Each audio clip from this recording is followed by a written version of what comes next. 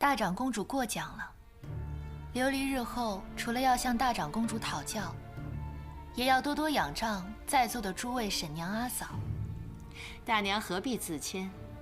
明日过后，你便是钟眷培的宗父，在座的各位便是你的婶娘嫂子，只怕还要靠你这宗父多多照料才是。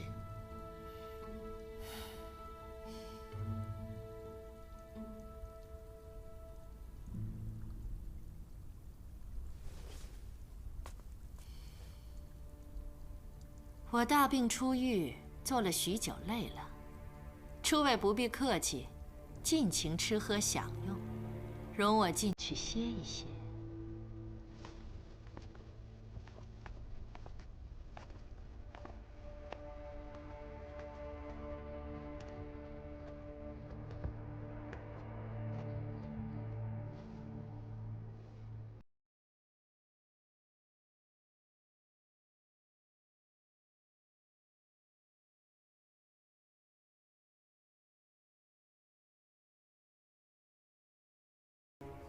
这些钟眷培的族人，在裴守约那儿吃拿惯了，突然断了供给，怎能甘心？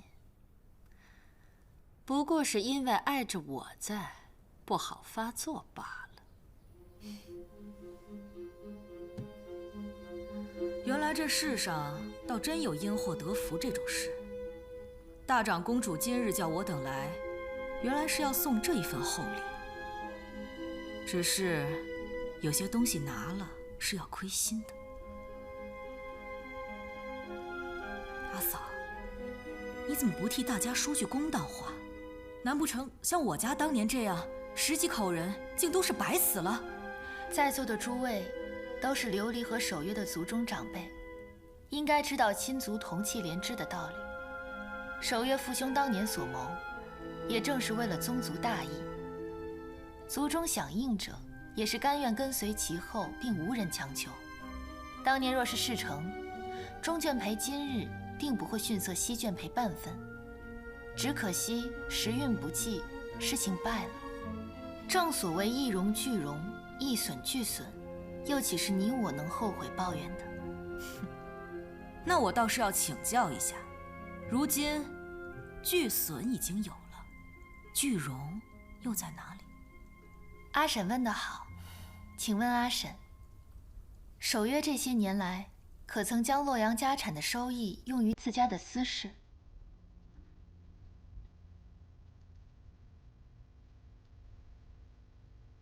守约过去不曾，将来也不会。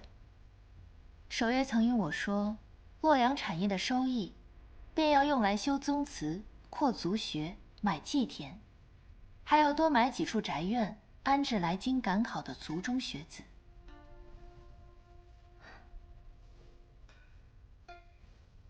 族人考学可是关乎每一户的大事。大娘此话当真？自然当真。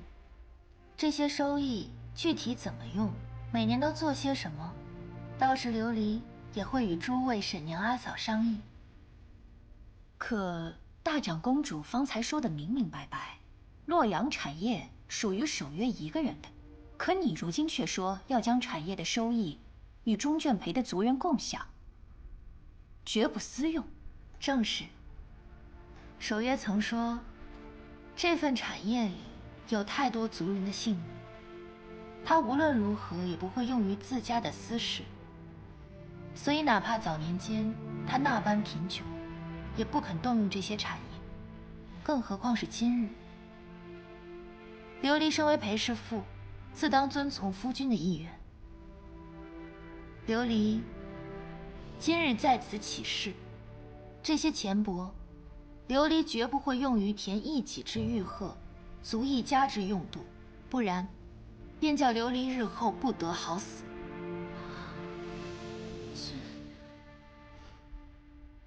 哎，你是钟眷培的宗父，怎好讲这么重的话呀？来，我们一起敬宗父一杯。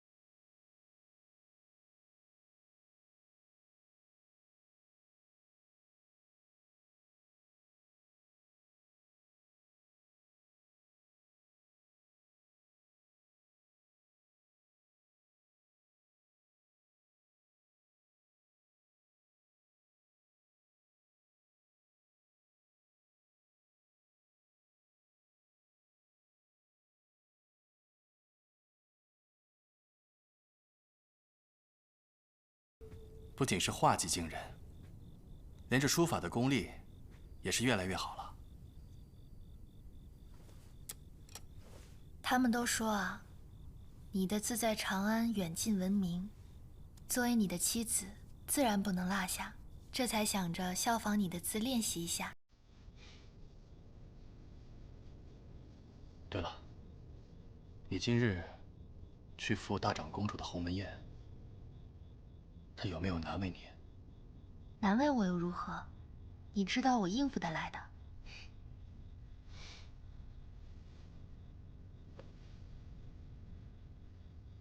作为我裴行俭的心腹，看来还真是要有吃了雄心豹子胆的气魄。上要敢得罪圣人，下要敢忤逆公主。琉璃，那天祖产我从未在乎，由你处置就好了。你要记住，无论你做什么，你身后都有我在。更何况，你能不能做中眷裴族的宗父，也不是由他们说了算。你是我裴行俭的妻子，你就是他们的宗父，你就是中眷裴族身份最尊贵的女子。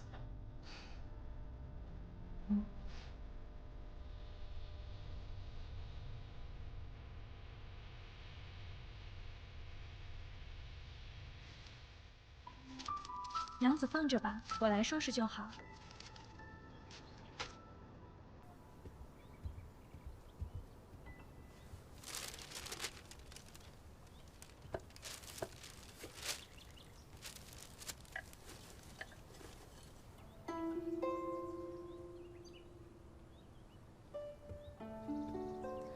娘子为何总是对着这幅字帖发呆？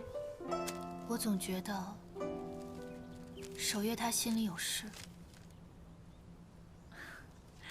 郎君的心事怎么会瞒着你呢？娘子多虑了。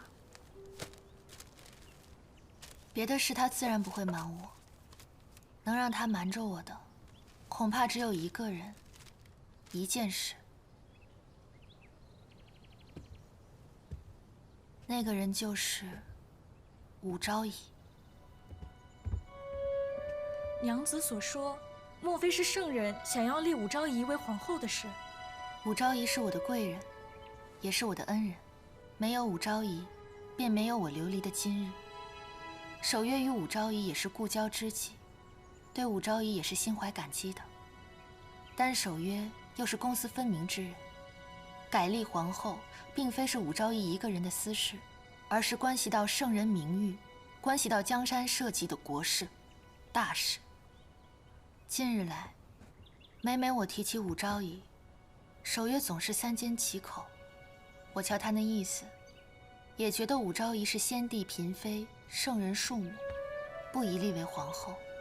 就算他深受皇恩，也断乎不会徇私，在立后一事上偏帮圣人和武昭仪。娘子以为，郎君是顾及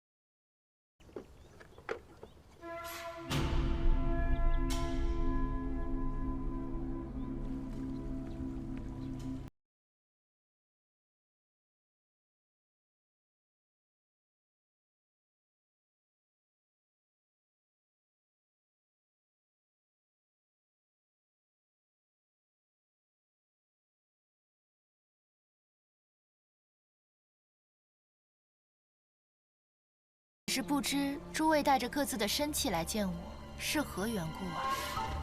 小的们见过娘子，我们这些洛阳庄头的身契都在盒子里。过去我们是大长公主的家奴，这些身契是大长公主交给我们，让我们带来交给娘子的。今后，小的们就是娘子的家仆了，特意前来听候娘子的差遣。大长公主将身契交给你们时，可曾说了什么？大长公主说，我们这些人替娘子和郎君管理洛阳的产业，却是河东公府的人，此事欠妥当。是他过去欠考虑了，如今不如将我等的身契送给娘子，这样将来洛阳的产业，无论收成如何，都与他无关，也省得遭人非议。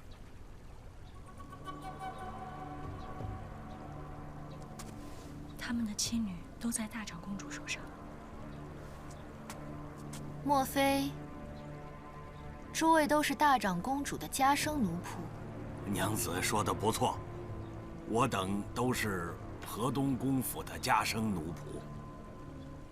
也就是说，大长公主虽然将你们几个的身契给了我，但你们的家人还在河东公府做奴作婢，可是这样？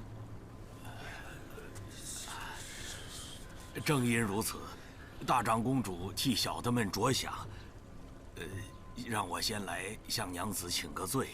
大长公主说，日后我等若是有做得不妥当的地方，娘子尽可以随意打骂、责怪，只是莫要将我等转卖出去，以免叫我等和家人骨肉分离。这大长公主真是打了一手好算盘，说是把庄头们的身契送给娘子，手里还是捏着这些人的妻儿老小，这和人质有什么区别？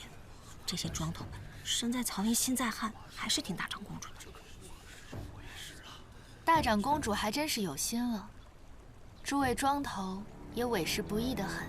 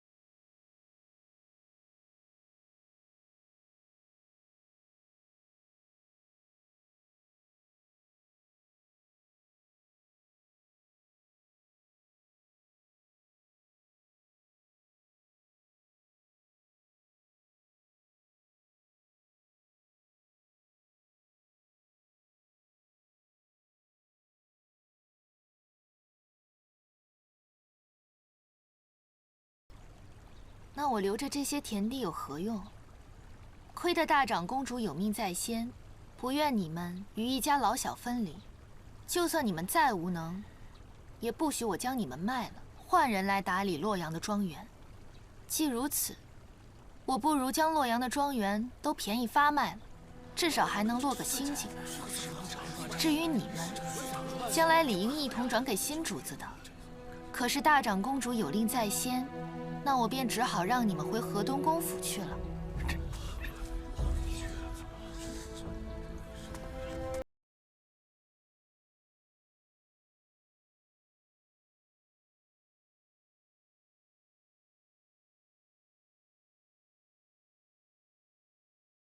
卖就卖呢。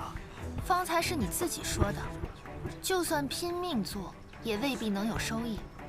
既如此，留着他们又是何苦来哉？这些田庄，我必要一处不剩的全部卖，越快越好。你呀，这便拿上身契去回禀大长公主吧。我估摸着，这10几处田庄，大概总能值个30-40万牍。若是大长公主肯接手，便是20万牍也使得。可若是再少，只怕在族人面前啊，就说不过去了。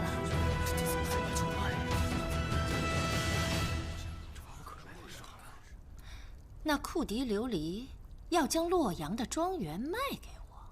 啊，回禀大长公主，若认真算起来，20万民不过是那些庄园总价的3成，怎么算都是笔好买卖。过了这个村儿，可就没有这个店儿了。这些年，我一个子儿都不曾出，还年年坐收洛阳的收益。如今让我拿出20万民，这不摆明了要割我的肉吗？老东西，你不会是怕这个库迪琉璃真要去官府告你们，所以才哄着我出钱买下这洛阳的产业？日后你们这些庄头便可以夺揽省事了吧？小人万万不敢。阿卢，你怎么看？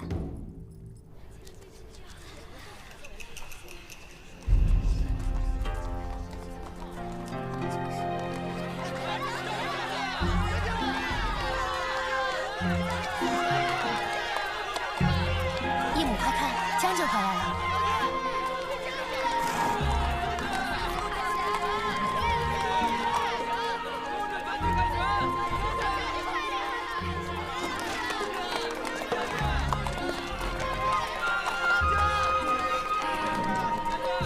贺将军凯旋，有劳夫人等候。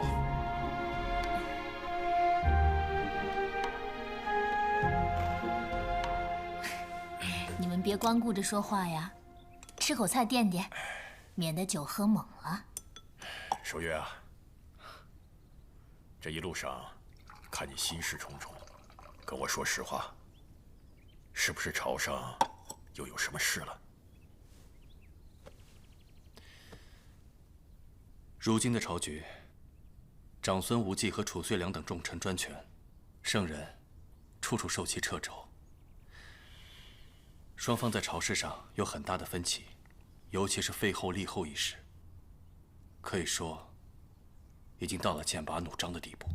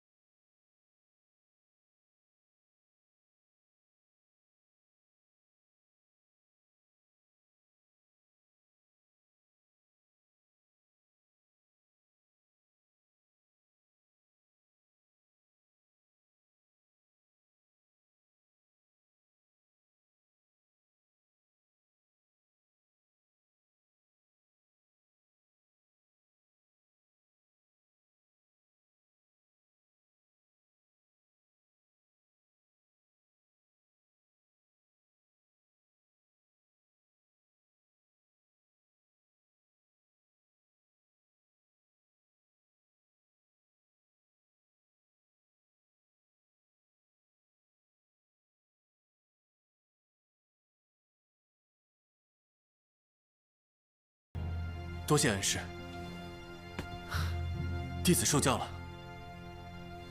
回禀阿家，我今日听说王皇后已经被圣人禁了足，她的宫女都悉数换了。原来侍奉王皇后的宫女、女官，大多被贬入了掖庭。如今宫内已然是武昭仪的天下了。近日我一直忙着操心洛阳庄园的事，险些漏了这么重要的消息。这武昭仪和琉璃私下甚笃，琉璃和守约大婚当日，武昭仪还大张旗鼓地送去了厚礼。阿家细想，日后这圣人若真废了王皇后，改立了武昭仪，那琉璃岂不是有了大靠山？依媳妇捉奸，不如趁现在，我们花点小钱，吃了裴守约在洛阳的产业，以免夜长梦多。错失了良机，这将来武昭仪若真疯了后，这琉璃和裴守约，恐怕咱们都招惹不起。哼！哎呀，看不出阿鲁你还有这般心思聪明的时候。好，你这就去告诉那个库迪琉璃，这事儿就这么定了。但20万民可不是个小数目，得容我有一段时日，好好筹措一下。是。此役不过是一场小胜，将不断袭扰我北方边境的那些人赶回他们的城池罢了。本想乘胜追击，可圣上急召，我们只好班师回朝了。恩师何必过谦？经过此战立威，想必那些外敌不敢轻易来犯。现在看来，东北边境会有一段时间的宁静了。这些人不足为惧。我现在担心的是西疆。这北部叛乱频发，这吐蕃又虎视眈眈。西疆局势不稳，圣人也颇为头疼。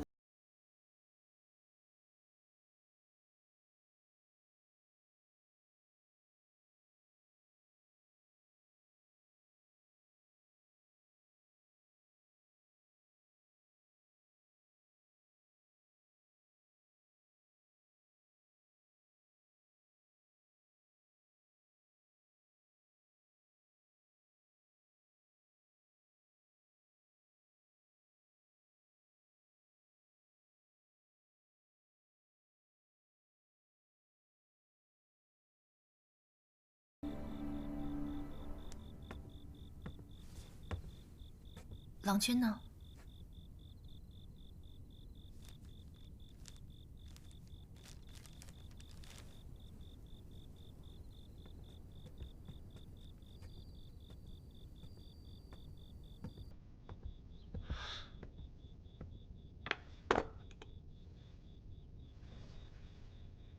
见儿留为国家死，岂因庶子作杀之。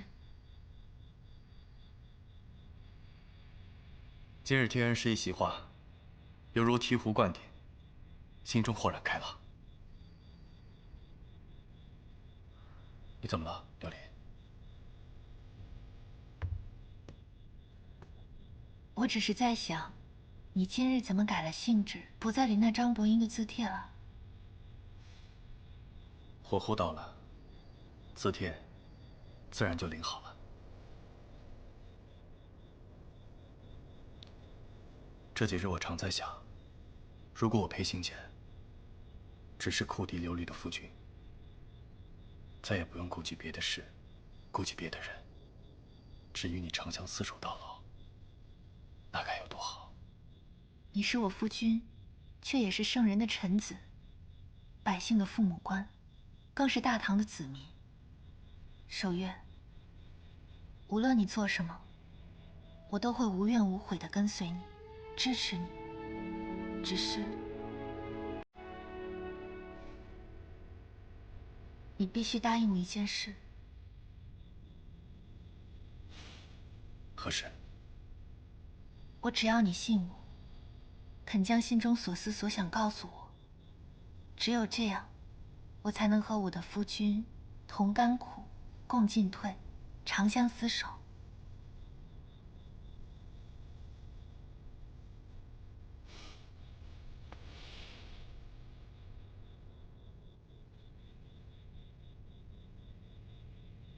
你可是答应我了？夫人有命，为夫岂敢不遵？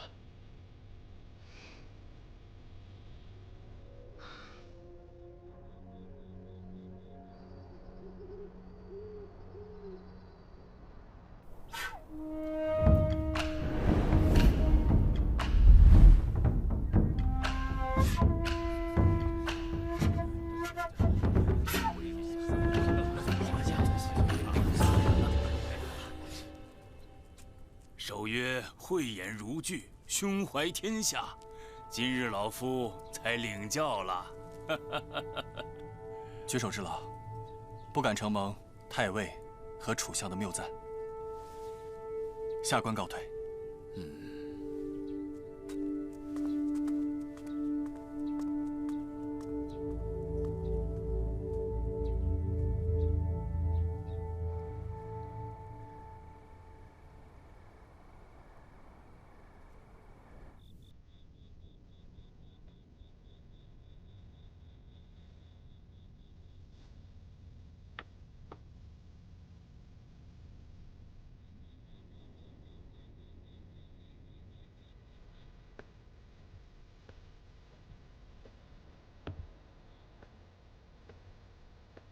这么晚了，你还穿着这身衣服站在院中，今夜有事啊？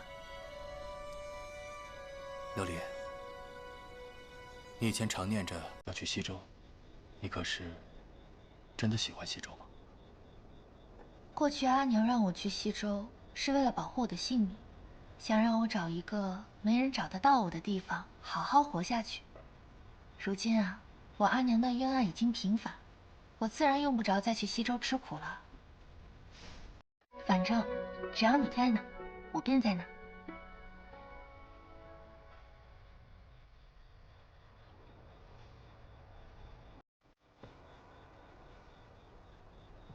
郎君、娘子，禀郎君娘子，宫里来人了，正在外面候着呢。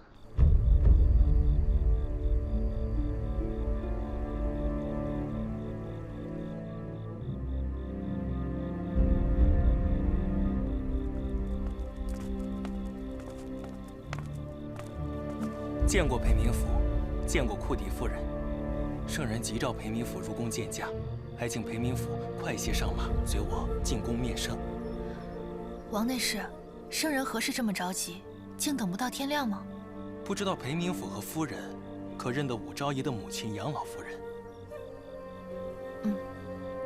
方才杨老夫人突然进宫，神情极为不悦，也不知跟圣人说了什么。圣人听后龙颜大怒，当即就要召见裴明府。看裴明府出来的如此之快，又穿着齐备，怕是早有准备吧。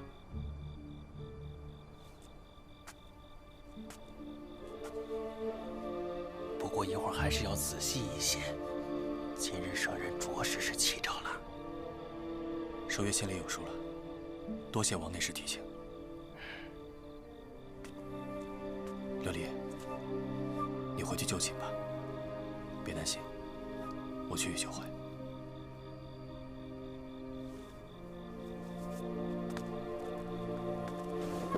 撤！撤！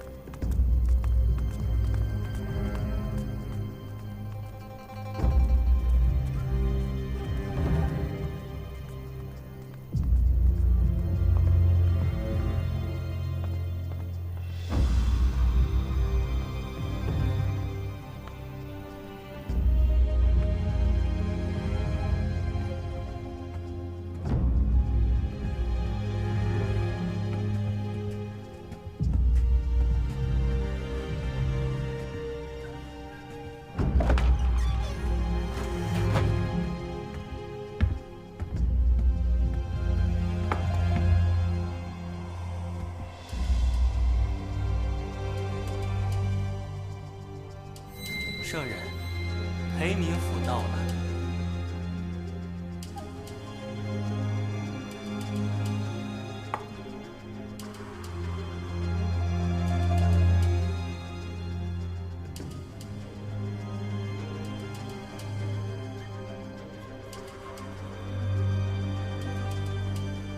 让他进来吧。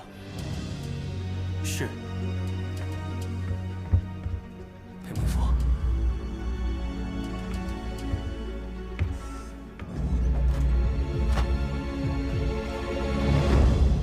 臣见过陛下。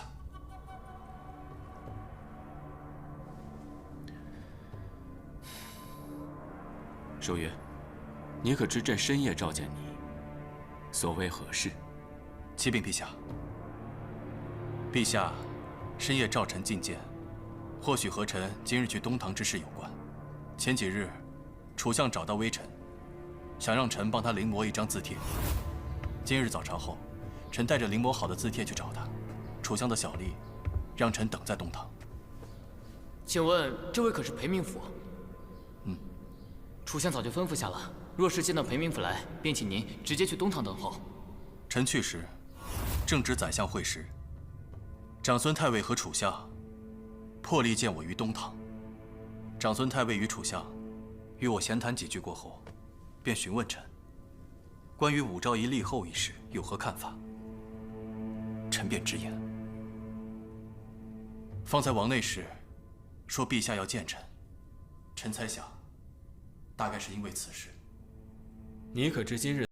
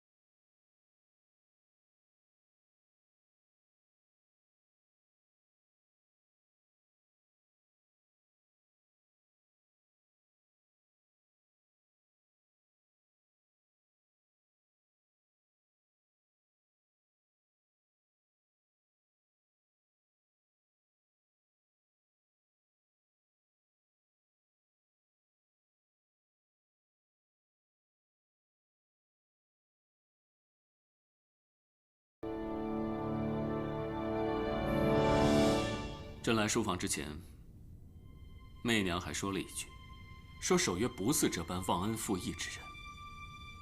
如今看来，你不仅忘恩负义，还得意忘形，不知轻重。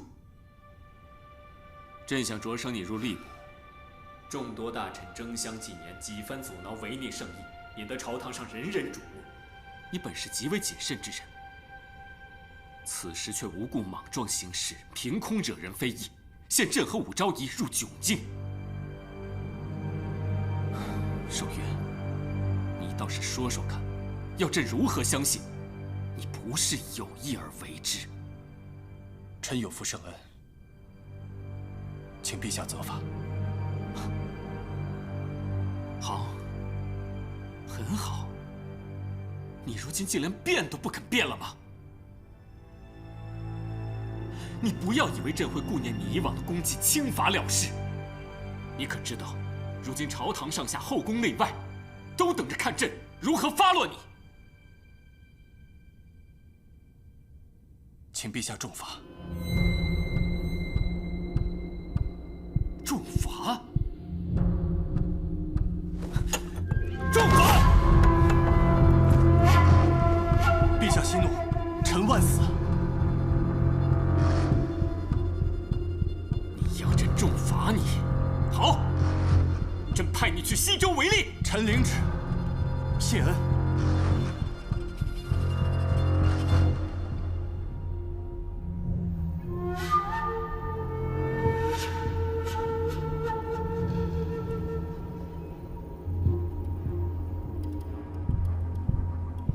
守约，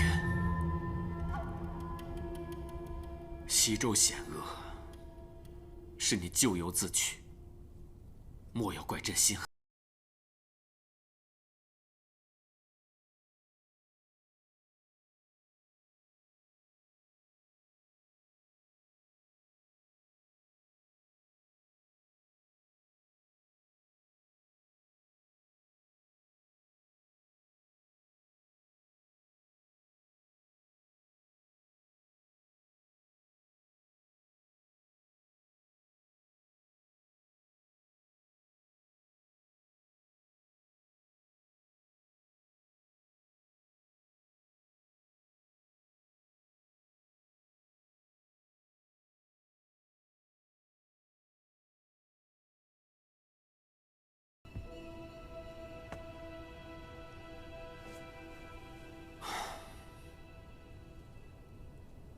守约，人人都知道你是。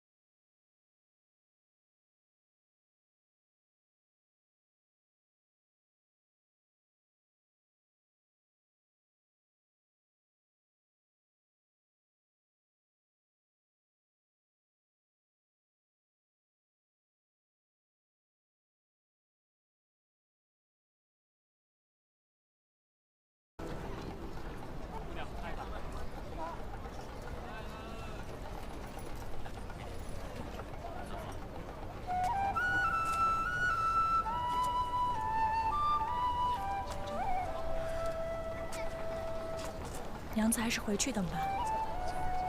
晨露最凉，这几年你身子一直不好，小心受了寒气。我现在担心的是西疆。西疆局势不稳，圣人也颇为头疼。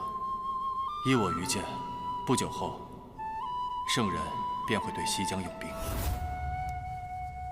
琉璃，你以前常念着要去西周，你可是真的喜欢西周吗？阿成，你去多准备几驾车马，再挑几个可靠的、身子壮实的下人，无亲无故可以远行的最好。娘子，这是为何呀？我们要远行吗？去哪儿呀？西周，守约要带咱们去西周。西周？你快去啊！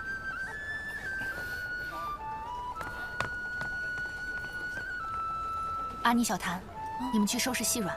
这宅子大，要整理的事物颇多，还是早些动手妥当。是。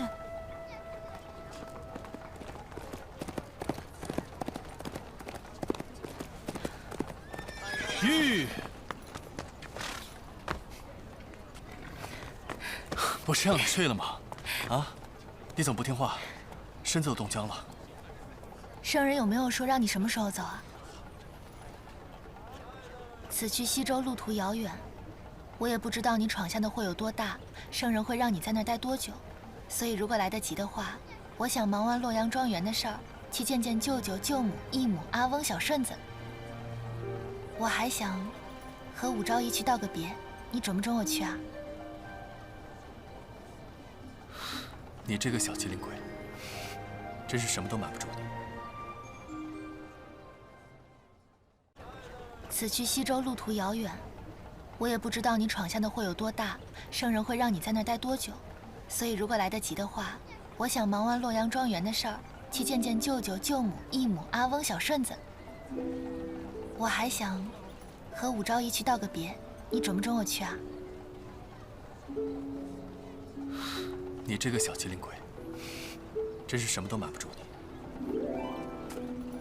武昭仪对你情深意重，你自然是应该去看他的。对了，你为什么不问问？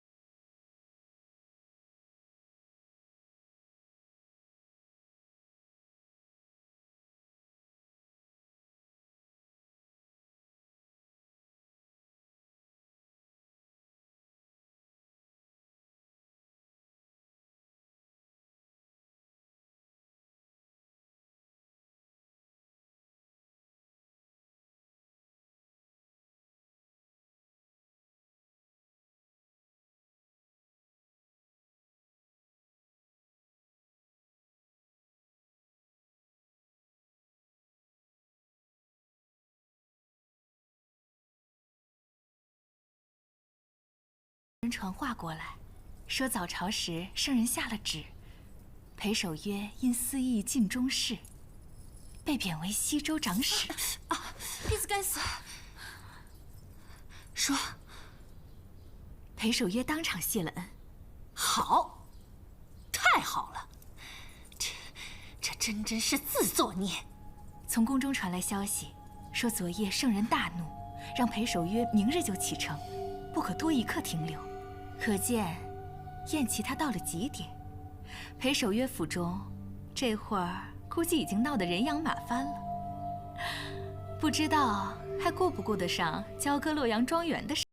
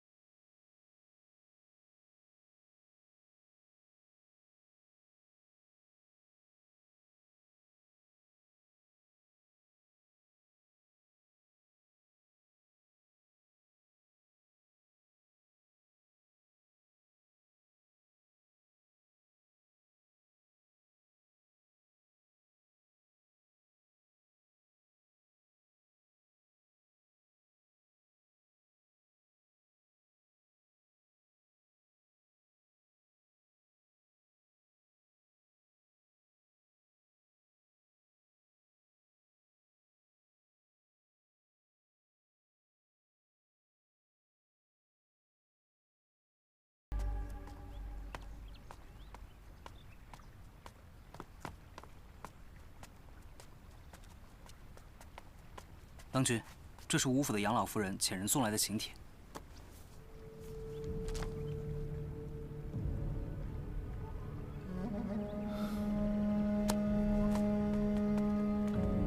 不用跟来，夫人如果问起来，就说我去县衙了。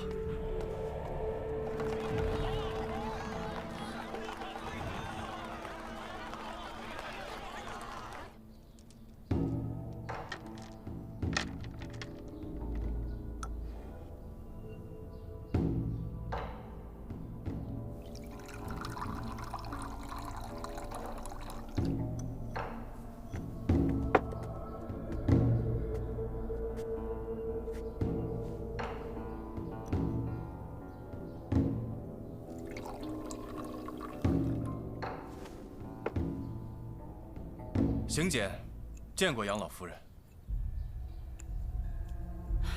守约啊，你是聪明人，我也不喜欢绕弯子。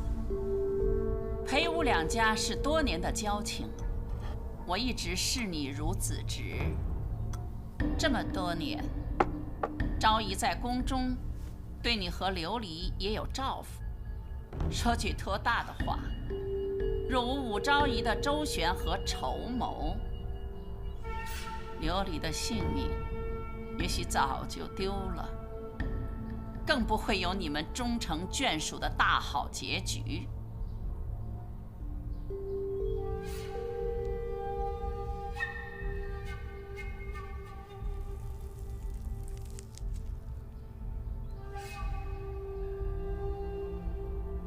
今武昭仪需要助力，你深得圣心，有能力成为武昭仪的助力。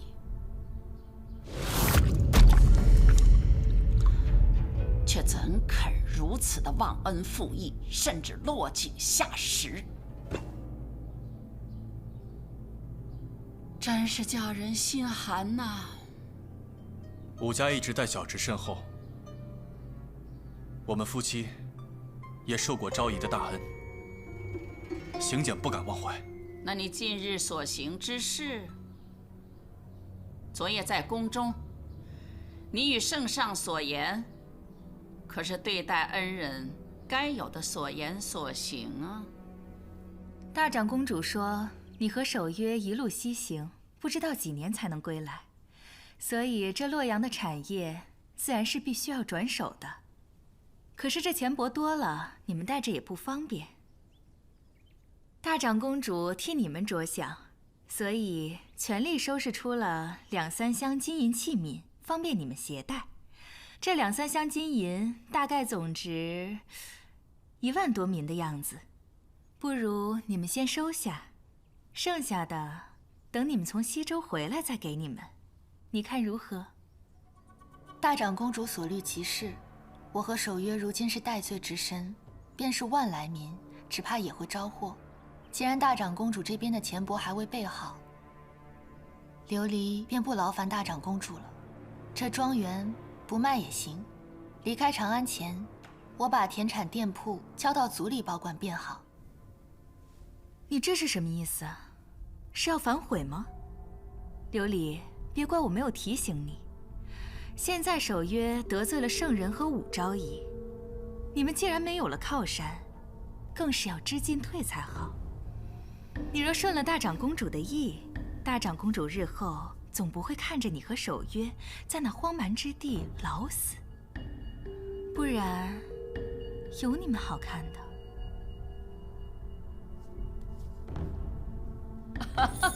守约呀，老身原谅你的一时糊涂。此事，你若愿意在圣人面前转还，给武昭仪丰厚之路铺上台阶，武昭仪与老身依然感激不尽。老夫人息怒。若是私事，昭仪如需刑检相助，刑检定会结草衔环，以报昭仪对我和琉璃的大恩。但是立后一事，并非一人一家之私事，而是国事，国之重事，关系国本。刑检不敢，亦不会因私而废公。我与你好言好语，你却是一番冠冕堂皇、义正辞严。你的弦外之意，就是武昭仪不配母仪天下了。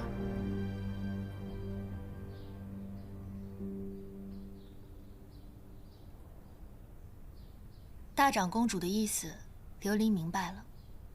1万多民就1万多民吧，只是有一样，交割金银时，我那些中眷陪的叔父婶婶们必须也在场。这是为何？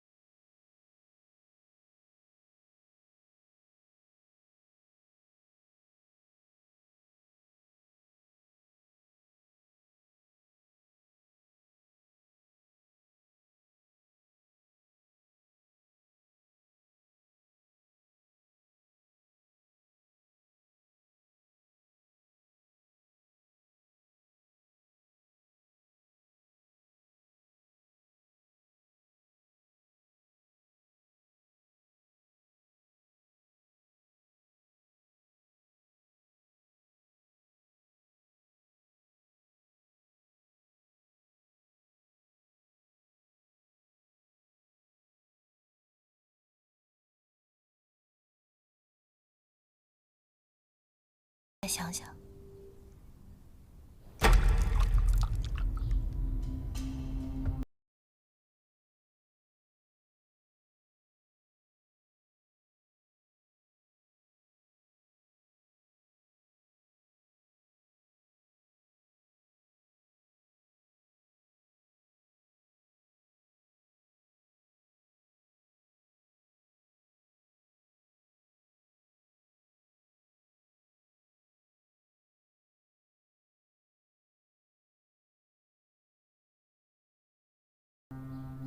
行见无悔。那么琉璃呢？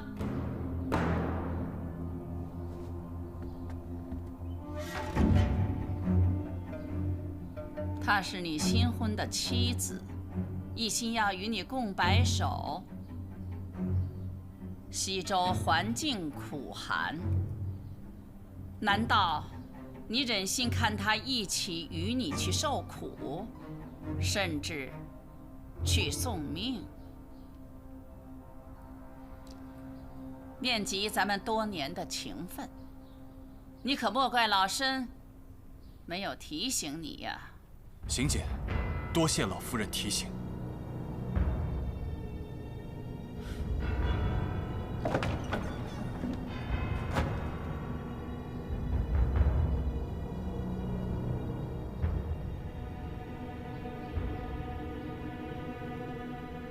做西周长史，这西周长史是那么好当的吗？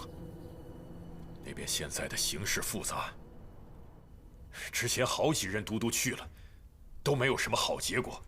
这守约他是知道的。如今西周的屈都护乃高昌王毅，根基深厚，守约的长史职位又在他一人之下，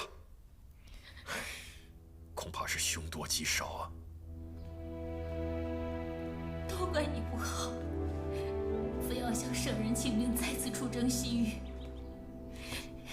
守约这孩子也是个死心眼儿的，你知道师傅的三番四次去西征，他又如何能坐得住？即便如此，守约也太顾着自己的性子了，怎么一点不为琉璃考虑呢？你们男人要建功立业，自然哪儿都是好的。琉璃虽然性子刚强，可是身子却十分柔弱，这个守约是知道的。行了，你也别再哭了，一会儿守约会过来跟我们辞行，别让他听见了。我就是要让他听见。西周那种风沙之地，琉璃怕是一出门就要被吹跑。况且你方才不是说，守约此行西周凶多吉少，倒是连累了琉璃怎么办啊？索性不如他去他的，让琉璃留在长安，至少我们可以护着他，保他平安。等守约回来，他们夫妻自然可以团聚。那要是守约回不来呢？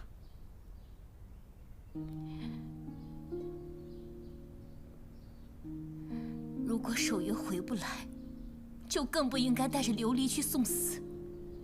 将军难道忘了齐娘？你是想让琉璃做第二个齐娘，再去为守约赴死吗？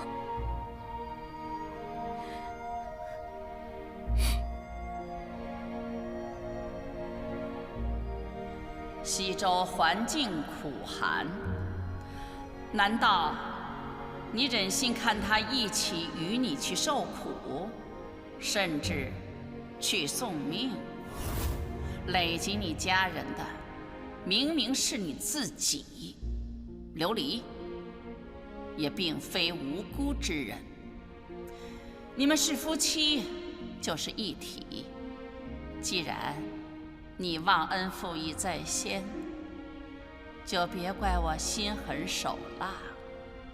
我听说圣上震怒，命你速速赴任，不得留连。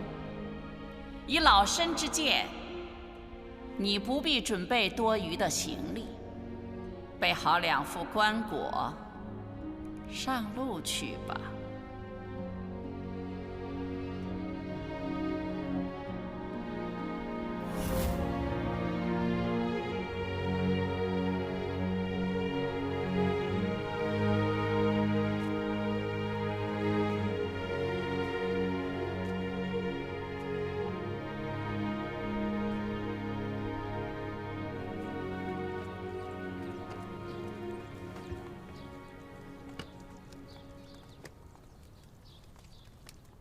放这边。阿尼，把这些都带上，都装好了。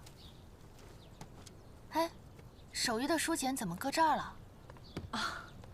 早上于夫人命人送来一些草药和补品，都是娘子日常在用的。郎君的书简实在太多了，我便先腾出一些来。我好好的，用不着吃药，把药都拿下来，把这些书简装上。是。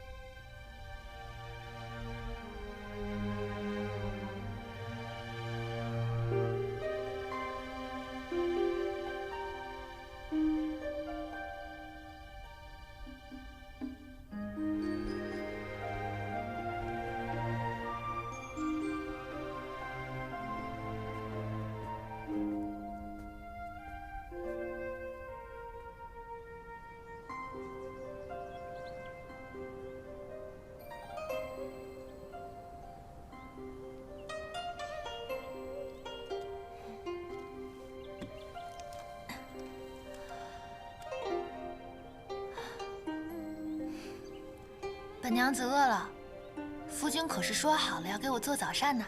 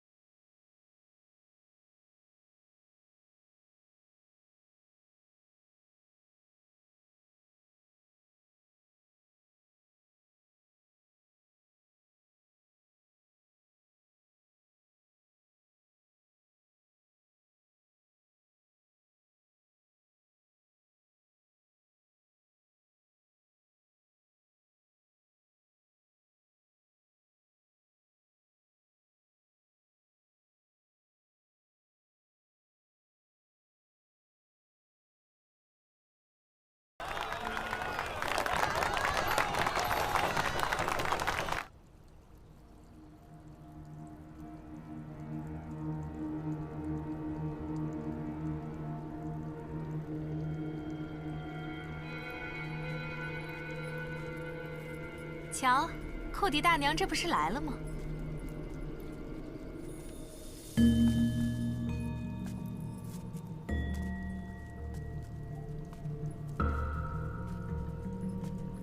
这不是陆锦娘吗？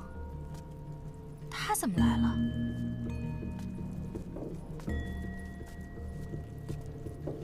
琉璃见过大长公主，见过诸位叔叔婶婶。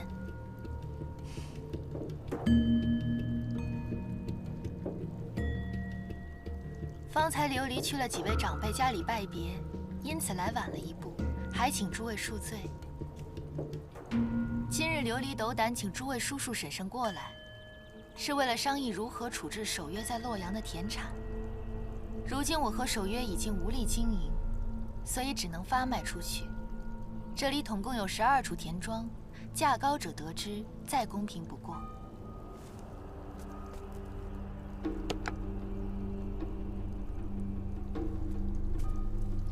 这些文书我来交给婶婶，请婶婶做个证。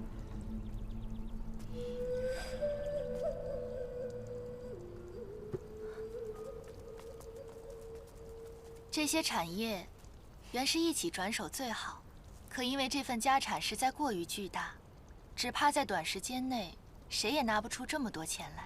所以依我看，这12处庄园拆开卖也未尝不可。只要有个1000来民，大约便可以买下其中的一处。不知各位叔叔婶婶可愿意帮守约这个忙？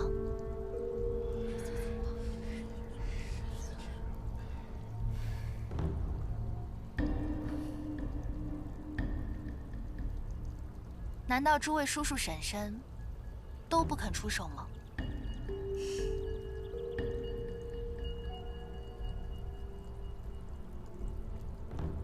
看来除了我，真无人肯帮你这个忙了。谁让我河东公府养了守约一场？看在旧日的情分上，只好在这个时候拉你们一把了。抬进来吧。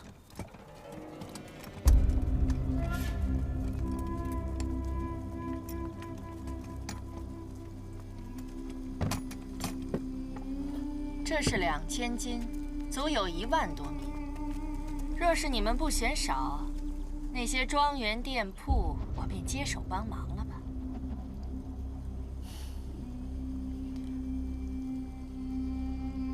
大长公主愿意助守约一臂之力，琉璃感激不尽。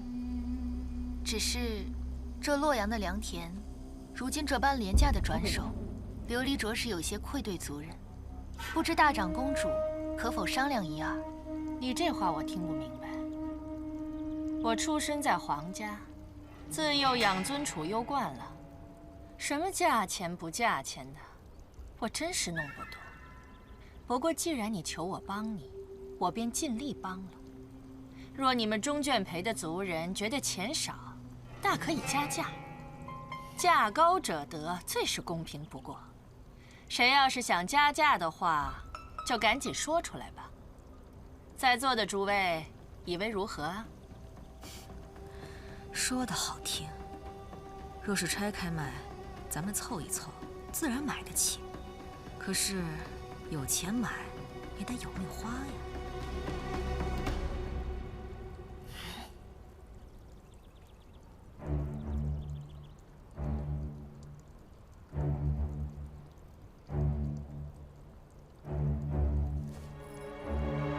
琉璃说了，价高者得，你们又不肯出更多，那便无需再浪费时间了。钱货两清，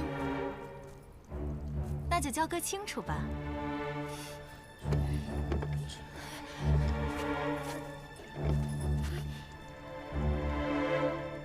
且慢，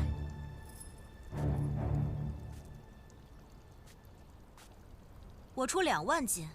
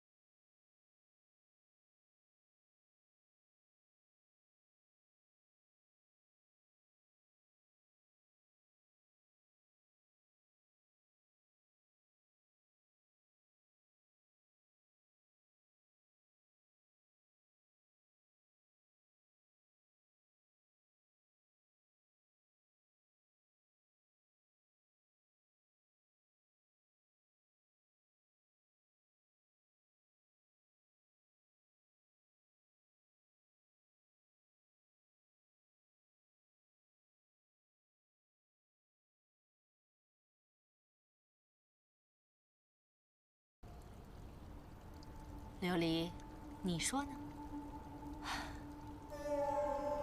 大长公主出2000金，陆家子嗣出2万金，比大长公主足足多出10倍的价钱。既然陆家子嗣诚心想买，不知大长公主能否容他略缓一缓？说实话，就算陆家子嗣多出大长公主10倍的价钱买下洛阳的12处庄园，也是捡了个大漏。但是对于钟卷培来说，确实多卖出了不少钱，还请大长公主通融。不成。那依着大长公主的意思是说，此时此刻无论是谁，只要拿不出现钱来，便不能买下洛阳的庄园，即便略缓一缓也是不成的，对吗？一时一刻也缓不得。既然大家的规矩都一样，那我陆锦娘按照规矩照办就是。来人，叫他们抬上来吧。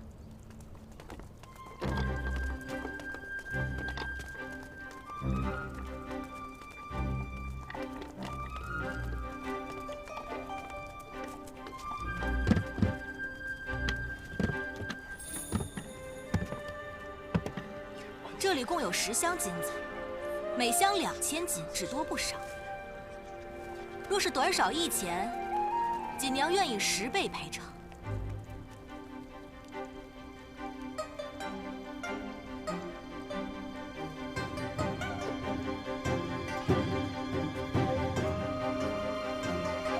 且慢！陆家子嗣已经拿出了2万金，不知大长公主还有何见教？究竟是何人差使你来？你夫君不过一介小小的武夫，怎能在一夜之间筹措出2万金的巨资？请大长公主见谅，此事恕锦娘不能回避。即使当场交割，价高者得，公平公正便好。至于谁得，又有何要紧？这是裴氏的产业，今日在裴氏的寝堂转手，竟不知接手的人是谁，这算什么？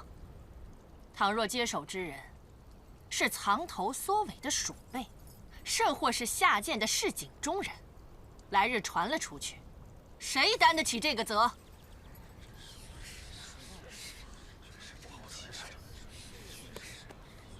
若差使你的人今日不来，此事就此作罢。洛阳庄园买卖之事，改日再议。哎呀，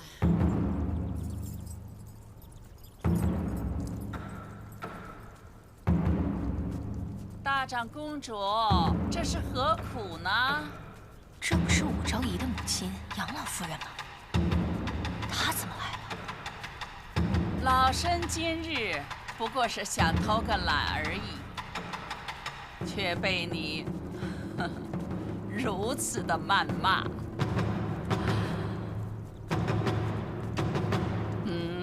琉璃见过杨老夫人，杨老夫人素喜清静，今日却要您亲自跑一趟，琉璃感恩在心。琉璃。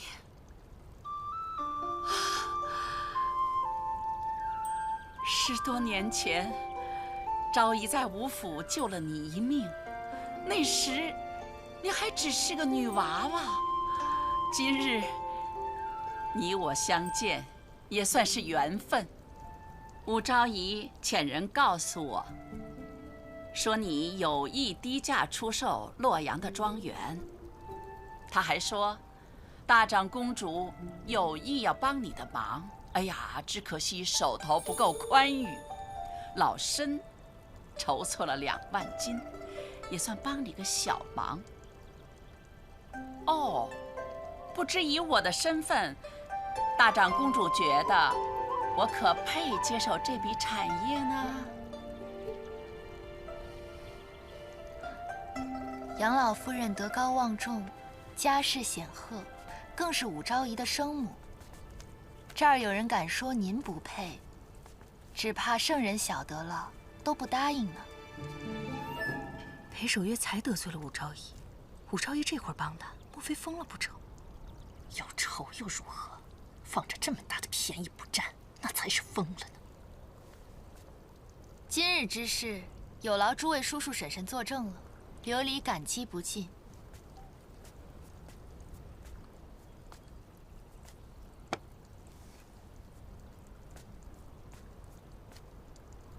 诸位叔叔婶婶明鉴，此事守约在走之前已经写下了文书。如今边关告急，军备吃紧，守约在洛阳的产业，无论卖出多少钱，都要以钟卷培的名义。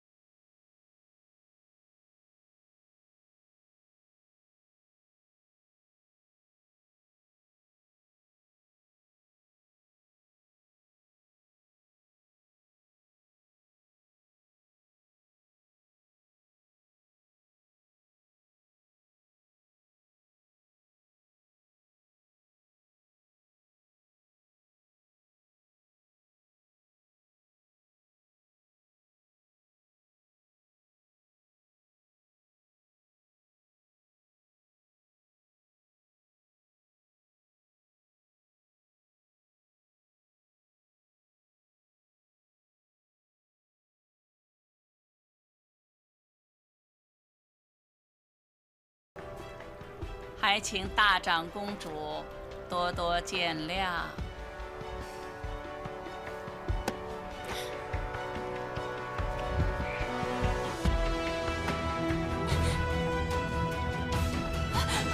阿佳，阿佳，公主，阿佳，公主，阿佳。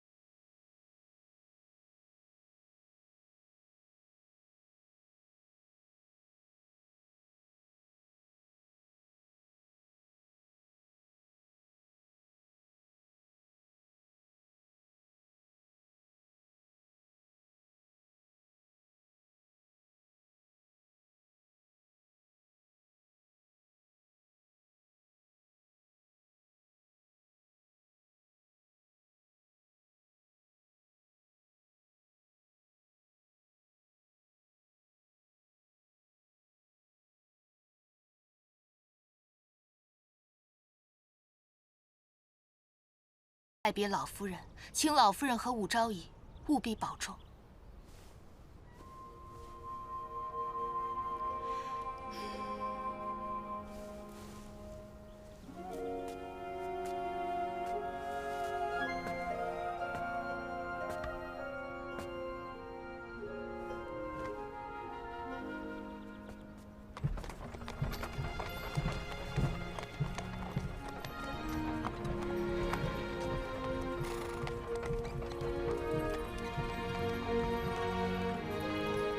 琉璃，大恩不言谢，请受我陆锦娘一拜。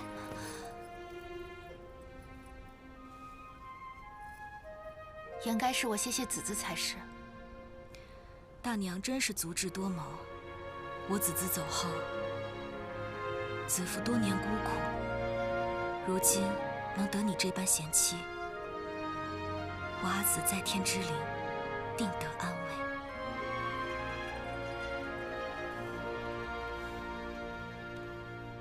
多谢你替我阿紫报了仇。没有保护好你阿紫，一直是守约最遗憾的事。今日，我不只是在帮自己，也是帮守约了却了一桩心事。琉璃这就要走了，请子子保重。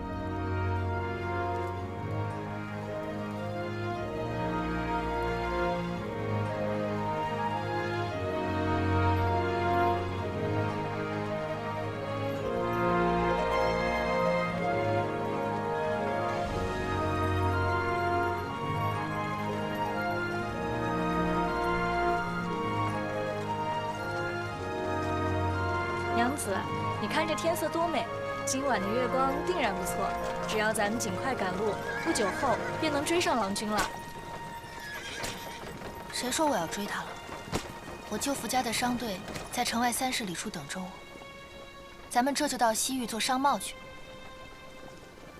走，我们自己去西周。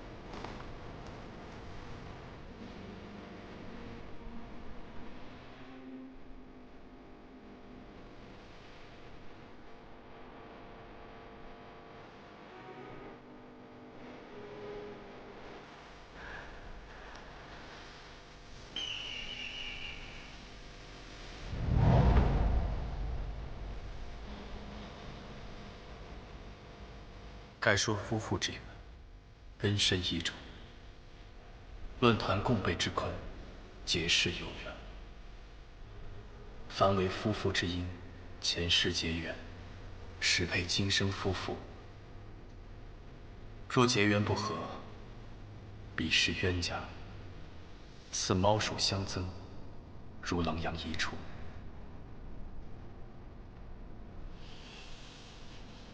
既已二心不同，难归一意。快汇集诸亲，各还本道。愿七娘子相离之后，重梳蝉鬓，眉扫蛾眉，乔成窈窕之姿，选聘高官之主，解怨释结，更莫相憎。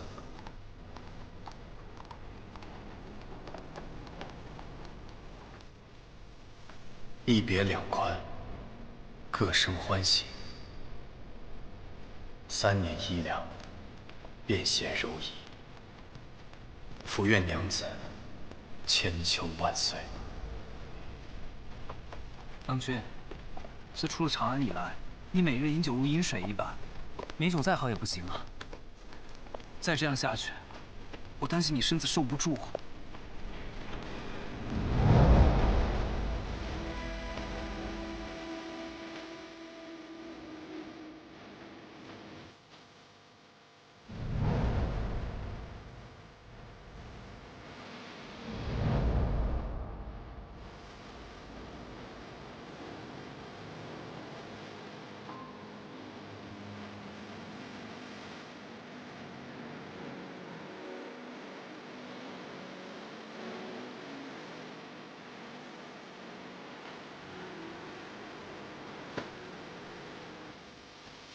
阿紫，咱们还是快些上路吧。知道你担心裴长史，在咱们这些天没日没夜的赶路，阿紫你的身体吃不消，好歹你也吃点儿。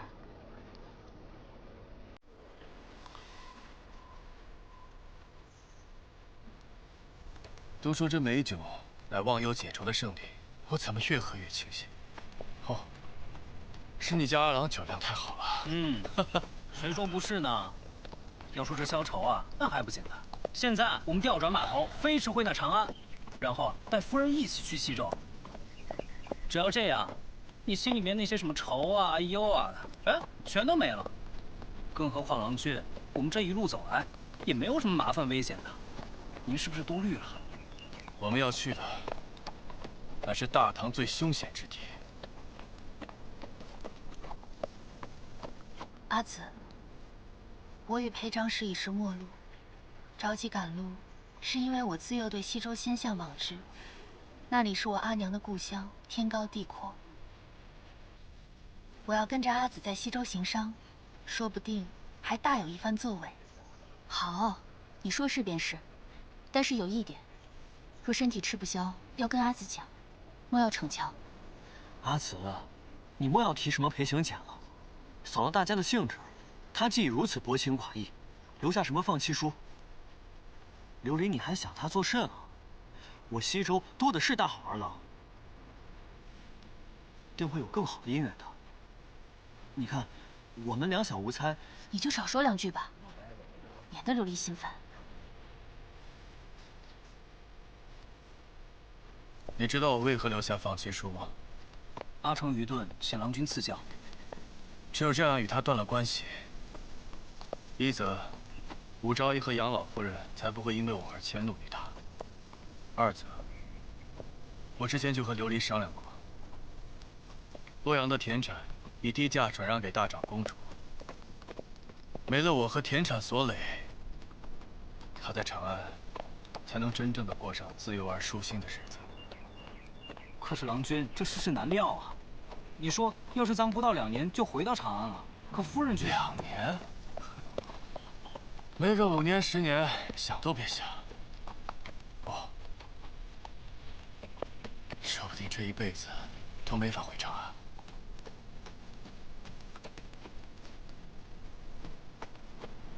都怪你家郎君命数不好，这才拖累了你。我还是少害些人吧。是啊，嘴上呀那是真决绝啊，可是我们行程这么慢，也不知道是在等谁。唉。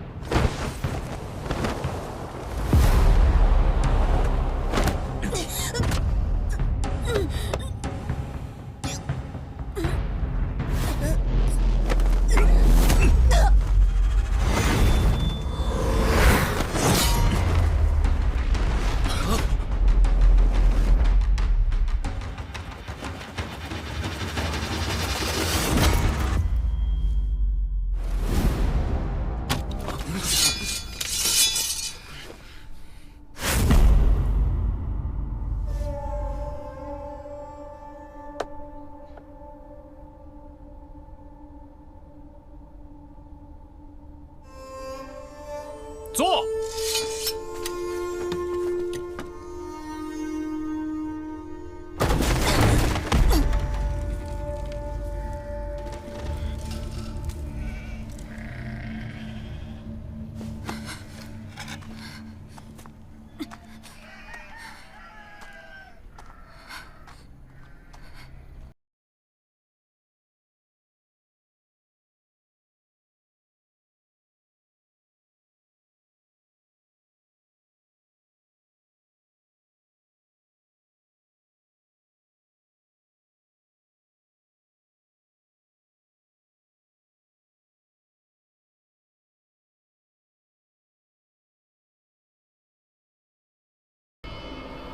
你个孬种！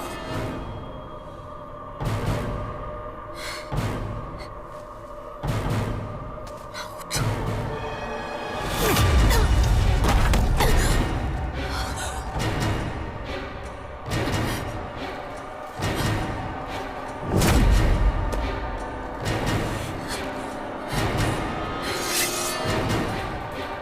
我说过，这是最后一次。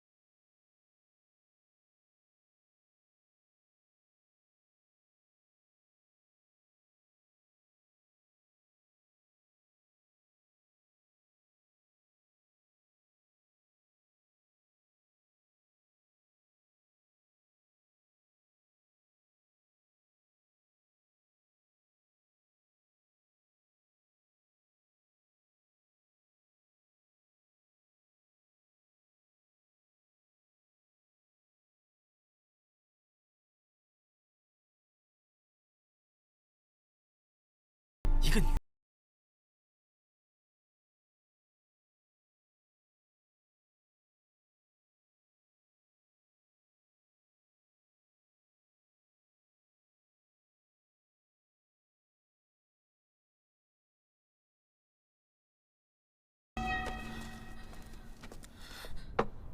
请。靠官此次来是打尖儿还是住店呢？不住店。听闻你家都是远自长安的美酒，特来叨扰。您算来对了，请。哟，裴郎君原来也是好酒之人呐。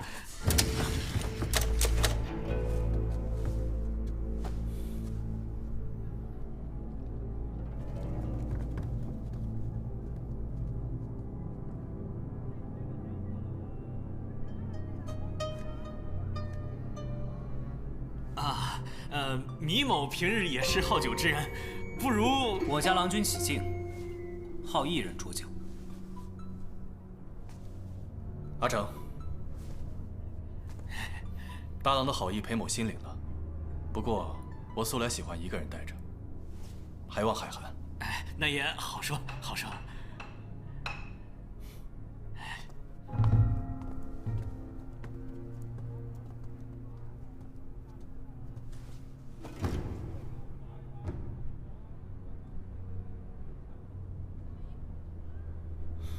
阿成，坐。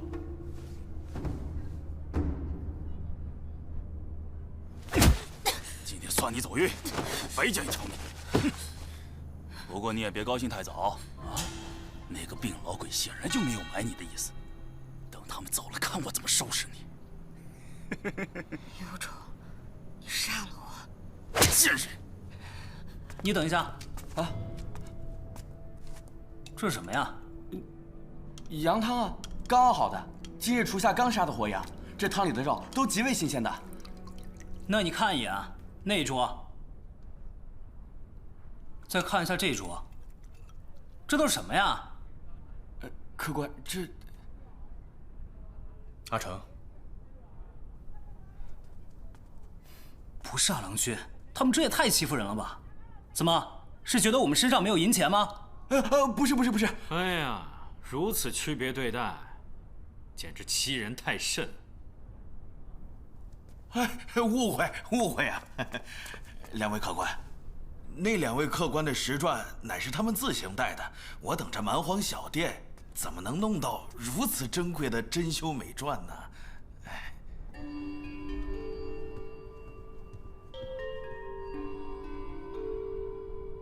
这些无一不是长安流行才识，而且皆为名流贵胄追捧之物，在长安不足为奇。但此地距离长安千里之遥，此人从装束上看，显然是西疆人士，但举手投足却有一派长安贵人风范，气定神闲，从容淡定，且俊洒不凡。这样的人物，怎么会出现在这荒野底殿之中？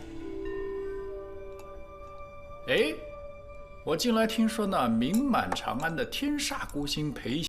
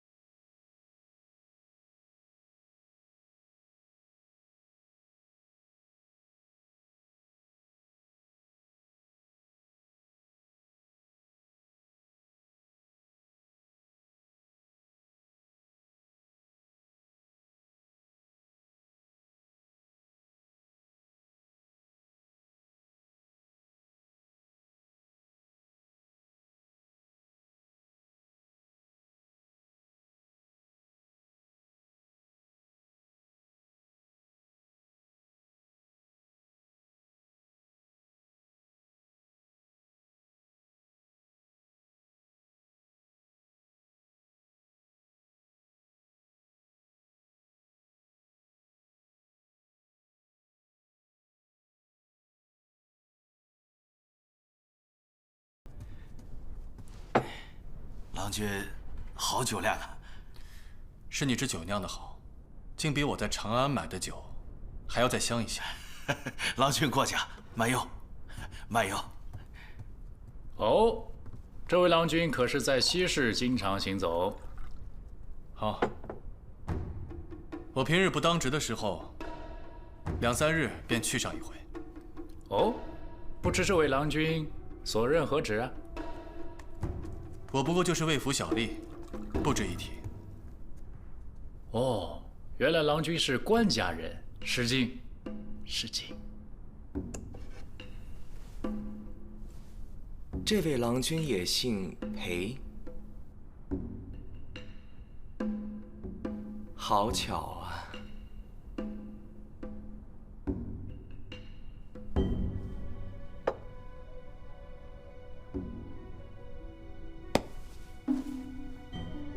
这酒喝得无趣。叶伦，看好他们。好，我要去小姐。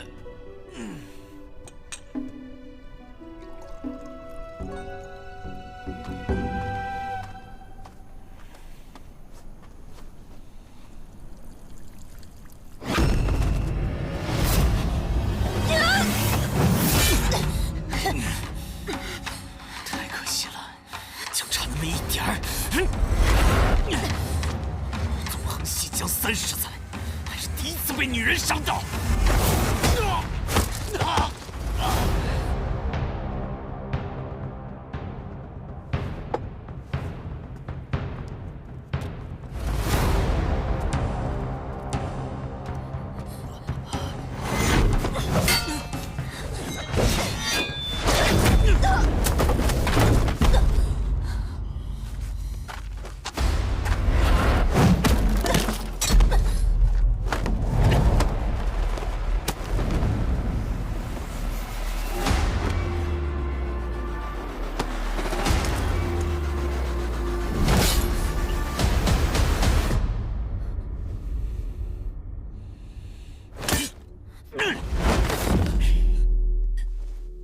抓住你了吧？还跑吗？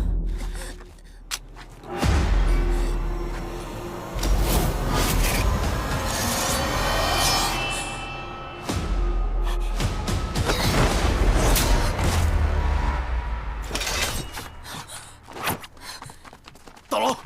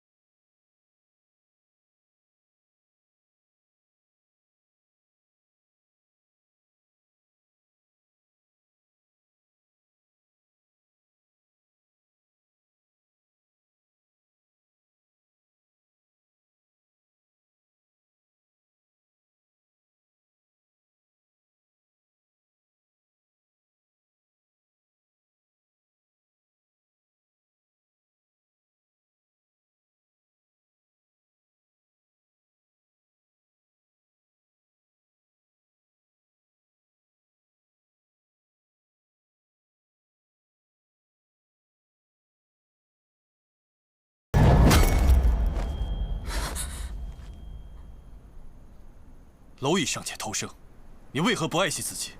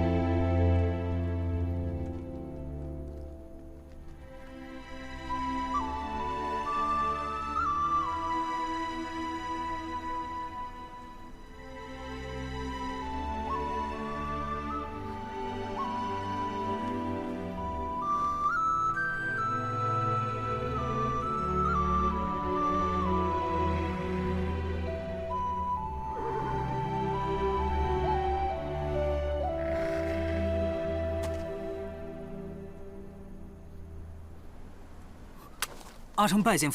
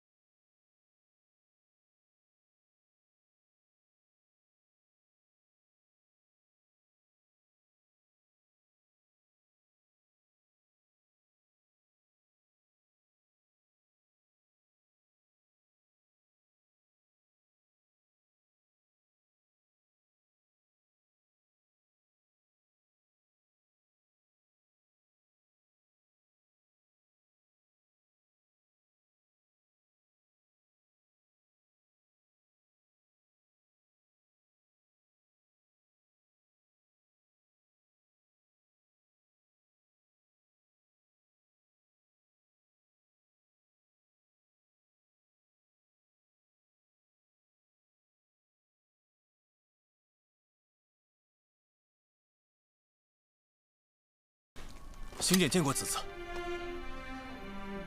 刚才都是一场误会，还请姨子听我解释。裴长史切莫如此，这声姨子我可受不起。再者说，你跟我也解释不着。哎，这是哪到哪处啊？看不懂。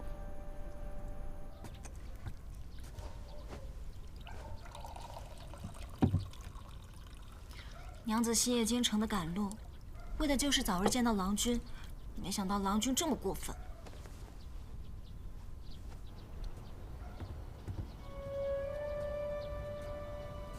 小谭，你真是越来越没规矩了啊！郎君也是你可以随便议论的吗？我不是心疼娘子吗？为娘子抱不平。以我对他的了解，只怕……琉璃，方才发生的事，并非你想的那样。裴长史还是请回吧。既已写下放弃书，便再无瓜葛，还请长史自重。琉璃，裴郎君，裴郎，哎呀，在这儿呢，找了你半天。恩人，在下给你准备了上好的酒席，还有表演。今儿晚上咱们两个不醉不归。走。哎呀，找了你半天，在这儿呢，不醉不归。走。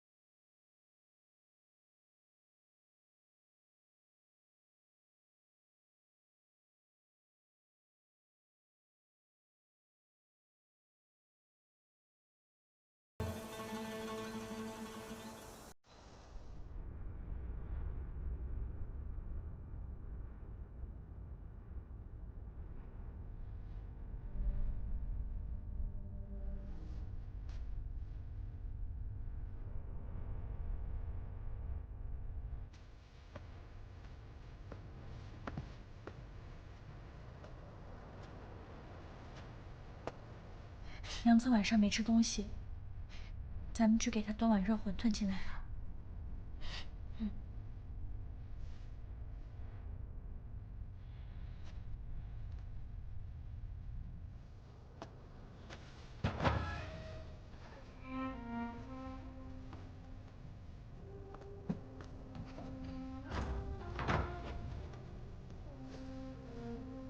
阿尼，小谭，容我和琉璃说几句话。娘子生气的很，大概不是3言2语就能哄好的。多谢提醒。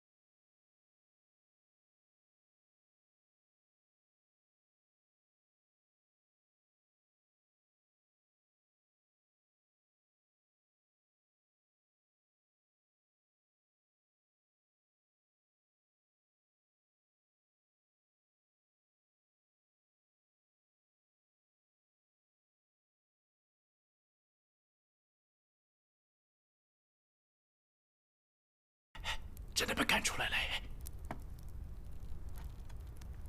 哎呀，哎呀，这个人脸皮怎么那么厚啊？哎，他就站在门口，他不走了，哎，我跟你说什么来着？咱们在敦煌等吧，你非要跑过来，你图个什么？我想见见他。现在见到了。是啊，看完了，就这么个东西。哎，你看到他看女人的样子了吗？你看到他跟一个奴隶贩子称兄道弟了吗？我真的怀疑他知不知道自己是长史啊！你以为你方才看到的他，是真实的裴行俭吗？真不真实我管不着，我又不是他内人。反正我看到的裴行俭就站在外面呢，就这么个东西。人不可貌相。那米大郎是西周有名的奴隶贩子，地头熟悉，人脉深厚。那又如何？我倒是觉得这个裴长史挺有意思的。好，你说有意思就有意思。唐军要发兵西域了。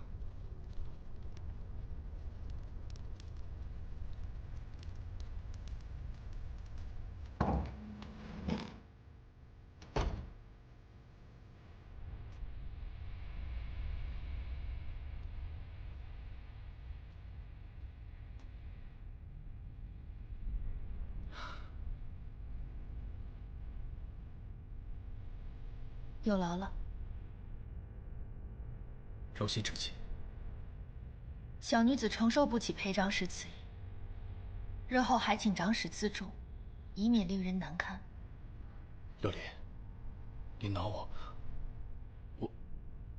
我知道是我不好。裴长史言重了，小女子焉敢挠你？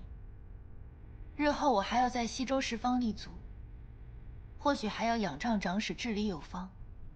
今日偶遇，不过是意外。裴长史不必挂在心上。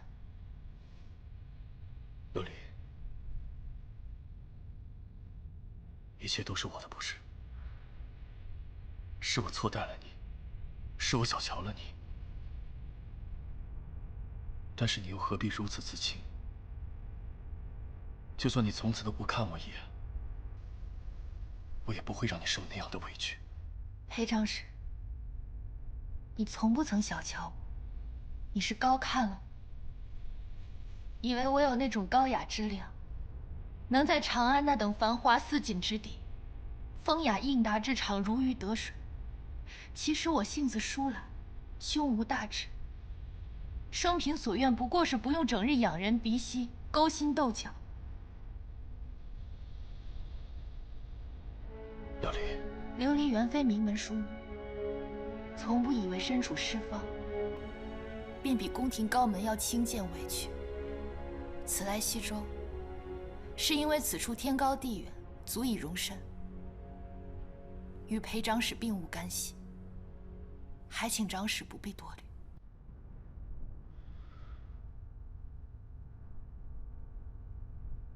从今日见到你时起，我便知道自己错得厉害，但是我却没有想到，我已错到了这般田地。你挠我是应当的，我以小人之心夺你，我也不该奢望你什么。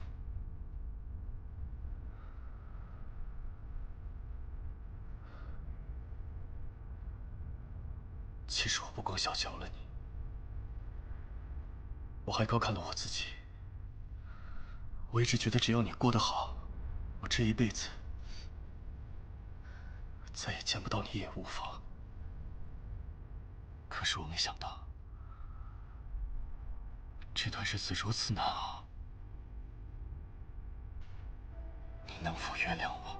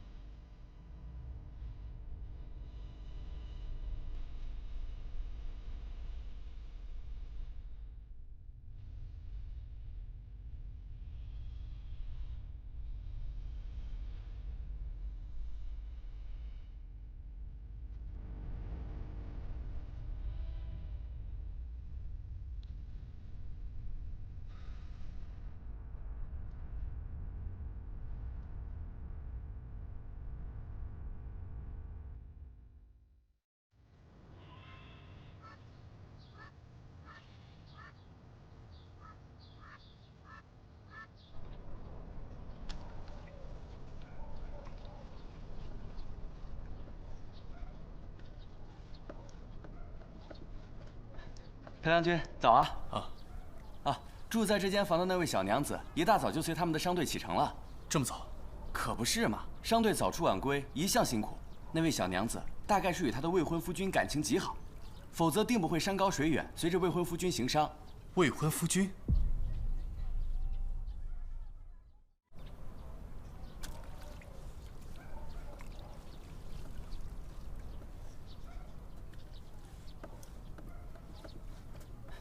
裴良君，早啊！住在这间房的那位小娘子，一大早就随他们的商队启程了。这么早？可不是嘛，商队早出晚归，一向辛苦。那位小娘子大概是与她的未婚夫君感情极好，否则定不会山高水远，随着未婚夫君行商。未婚夫君？是啊，我听商队的人叫他木三郎，两个人又未同住一处，肯定是未婚夫君了。莫要胡说，木三郎是那位娘子的表兄。这小的误会了。我看木三郎对那位小娘子嘘寒问暖，关怀得紧，两个人又相貌出众，便以为他们是未婚夫妻，怪小的眼拙。他们商队出发多久了？大概走了有半个时辰了。阿成，你去请米大郎的大堂，就说我有事拜托他，然后我们马上出发，去追安家商队。好。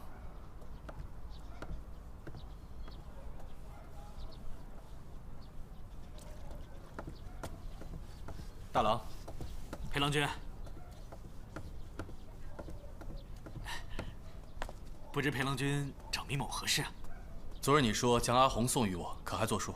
当然作数，我这就把她带来。那女子我便要了，但是我不能带她上路。不知大郎可否方便到达长安后，将这女子送到长兴坊苏定方苏将军府上，顺便把这封信一并交给他。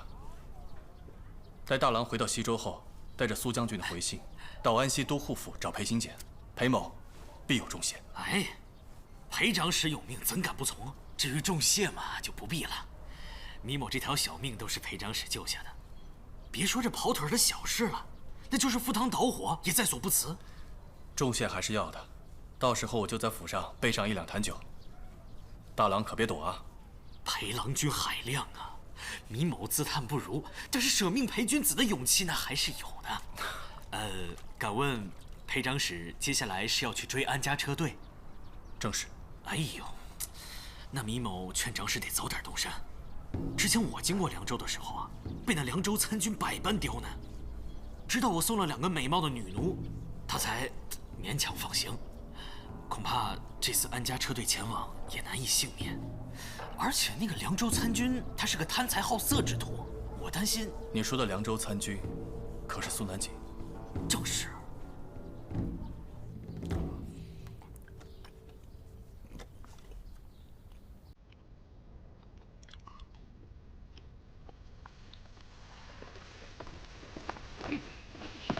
禀参军，犯人已该到。这不是刘参军吗？怎么弄成这副模样？这些酷吏啊，下手未免太重了些。卑鄙小人，我看见你就恶心。只怪我眼瞎，错信了你，落得如此下场，也是我咎由自取。不过，你别高兴得太早，你干的所有勾当，我都一清二楚，你一定不得好死。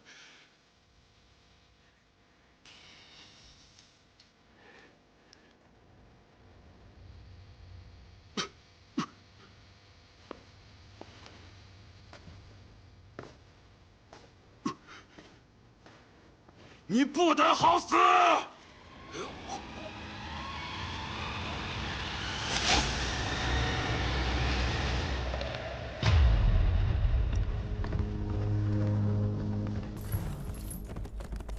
那凉州参军苏南锦，是沙州刺史苏海正之子。他们苏家历来攀附于大长公主，我担心如果琉璃先到凉州会有危险，我们要赶在琉璃他们之前到凉州。撤！撤！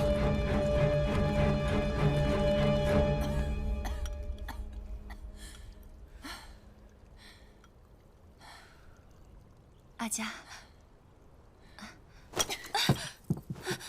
喝药有什么用？阿卢呢？我安排他的事，这么多日都没有答复，莫不是死了？回禀阿家，凉州那边照您吩咐，都已安排妥当了。可算是安排妥当了，我还以为你要让我亲自去一趟凉州呢。阿家，都是我办事不力，阿家息怒。来，下一个往上来点啊！包里点什么东西？别打开。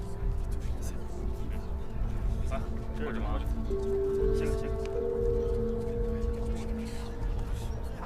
下来，下来。下一个，你过来。来看一下，干什么呢？行，没事，走吧。过去，后面的跟上啊。哎，这三娘进去这么久了，还不见出来，是不是出什么事儿了？不会吧？哎，就说呢。这钱您就收下吧，啊，一点意思也没多少，快收下吧。我跟你讲，我们这都是正规的商队，我这来来回回不知道走了多少遍了，肯定不会有什么差错的。这一定是哪儿弄错了，要不然我再跟苏三军解释解释。不用解释了，我们收到了准确线报，那北部细作就藏匿在你们商队之中。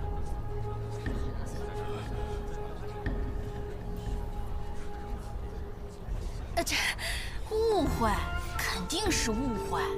那北部细作是个年轻貌美的胡人女子，以官眷身份作为隐藏，从长安出逃，身上携带了大量的军情机要。这要是让她跑了，你说谁担待得起？这怎么越听越像是在说琉璃呢？是，这给我搜！是。哎，别，哎，没什么东西啊！哎，别搜了，哎，别搜了，真没什么东西呀。外面出什么事了？说是咱们的商队中有北部细作，正在盘查我们的马车和人员。民不与官斗，只要他们不胡乱抓人，便让他们查吧。但是他们描述这个北部细作，像极了……像什么？琉璃你。我？对。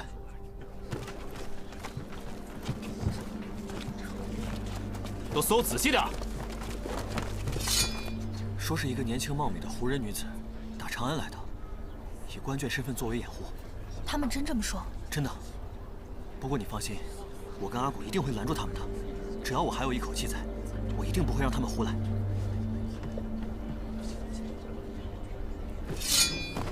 没有，去搜内领。啊，这上面做的呀，并非是细作，是舍妹。你妹？对。你妹怕不就是那位年轻胡女？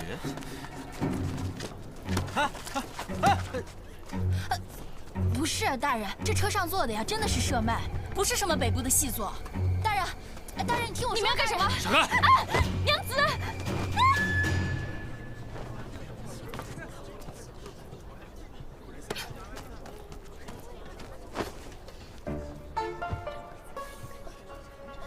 你不说是你妹妹吗？怎是汉家女子？她是我义妹，这本是啊长安人士。因羡慕这西周的风光，才央求我带她一同前往的。我这义妹啊，虽然来自长安，但家世可是清清白白，绝对不是北部的细作。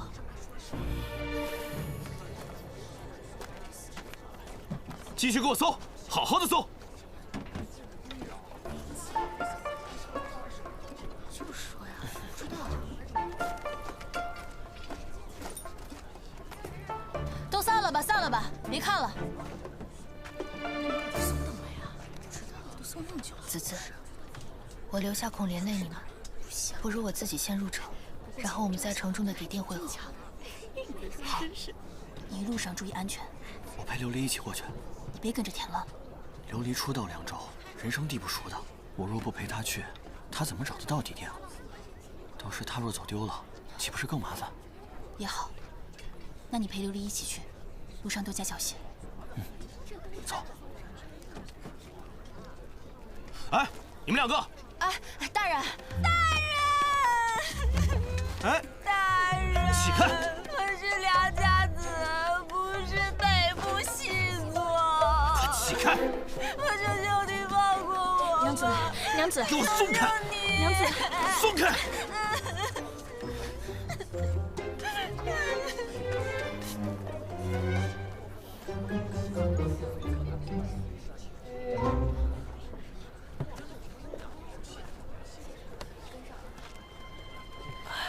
这位军爷，我们兄弟二人呢，只是进城寻亲，身上并无违规之物。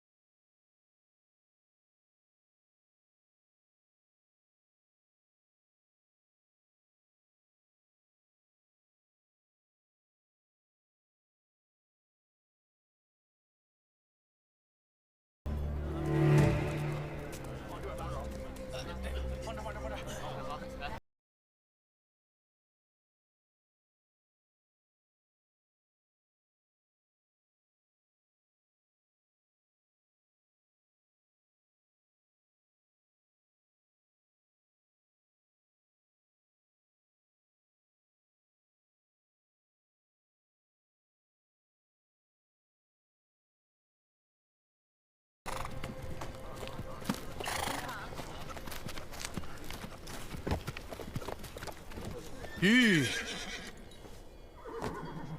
阿紫，九郎，发生什么事了？琉璃刚进城，恐怕有危险。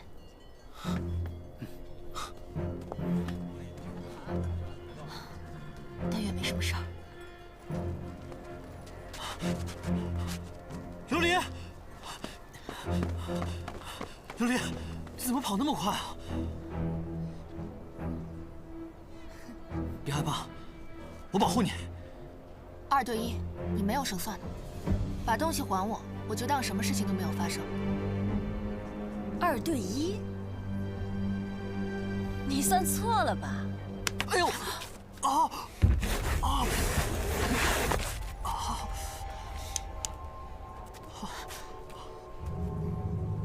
应该是5对2才对。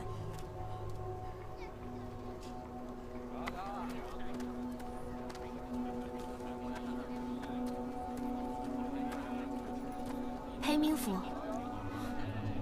柳花间，果然是裴明府。没想到在这荒城边境，竟然能遇到昔日故人。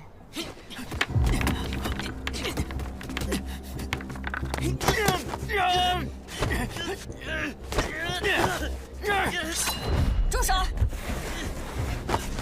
琉璃。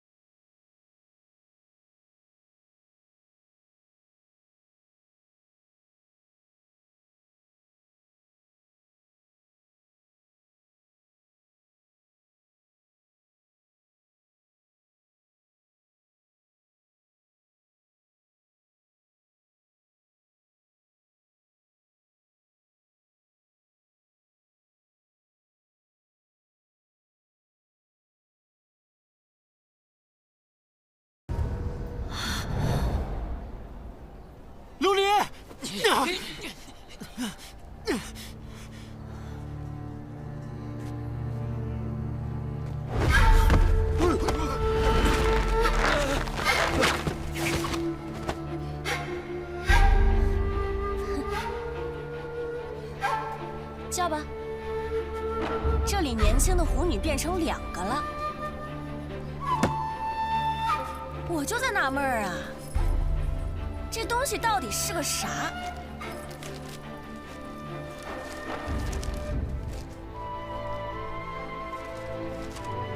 裴行俭，警吏休放七书，概说夫妇之缘，恩深义重。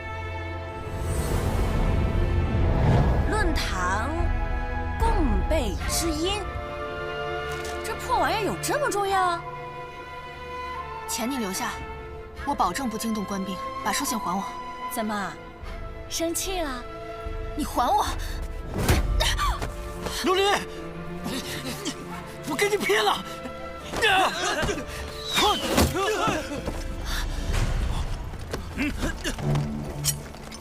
手不许动！说，你们在做什么？我们被他们打钱，他们是抢匪。你们胆敢过来，我就杀了他！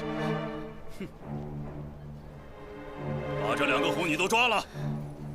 若有人胆敢阻拦，杀无赦。老实点，要不然你那几个兄弟可就都没命了。给我押走！拿下！是。哎，等等！你们怎么胡乱抓人啊？还有没有王法？我们就是王法，带走。你，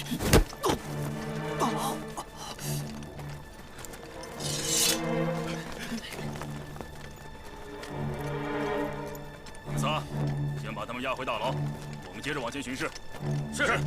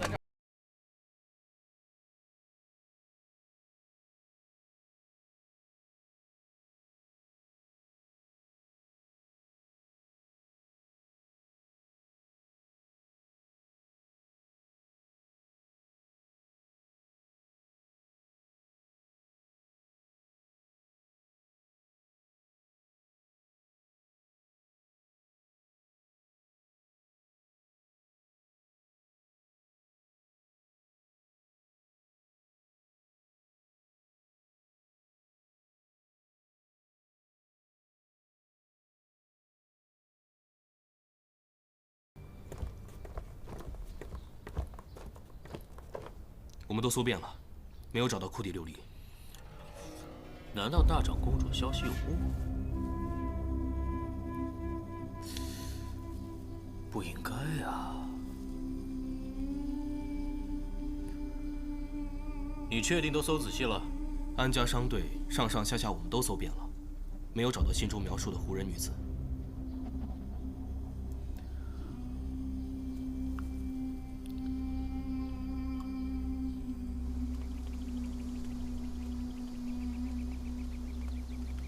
不好了，不好了！安子，琉璃被官差抓了。别着急，把事情说清楚。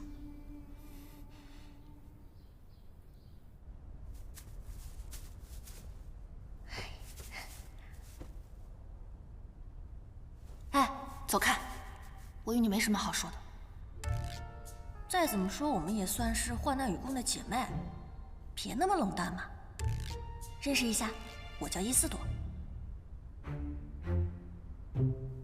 琉璃嘛，我听那个呆子就是这么唤你。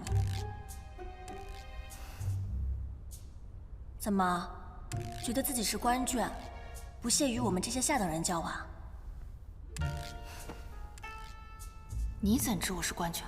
哦，也对，可能现在不算了，毕竟人家把你给休了。别生气，别生气，我错了，错了啊！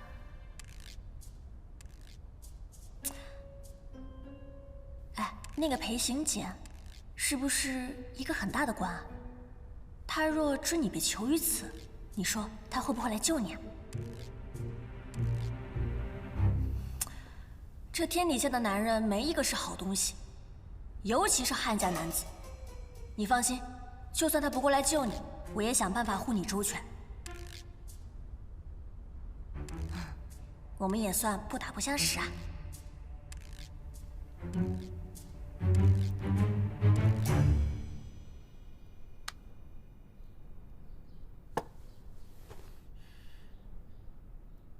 嗨，你还有什么好想的？你身为西州长史，那苏南锦只是个参军，你管他要人，他还敢不给？三郎说的对，那苏参军再蛮横，也没有胆子敢冤枉西州的长史夫人是北部的细作吧？什么长史夫人？他已经把琉璃给休了，是前妻才对。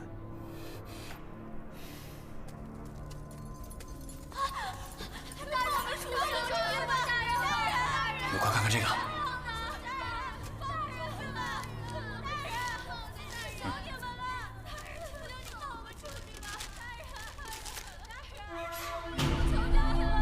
裴行俭，快去向参军禀报。走。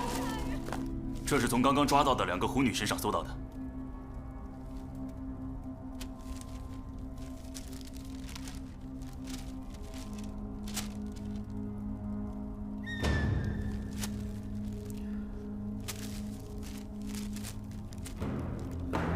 走，去会会这位长史夫人。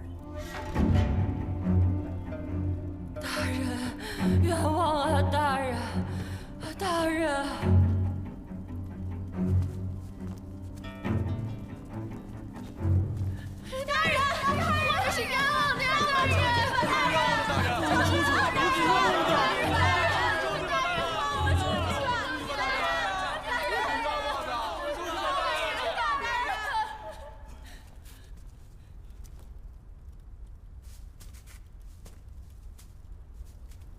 哟，这么快就知道抓错人啦？就是他，都回去。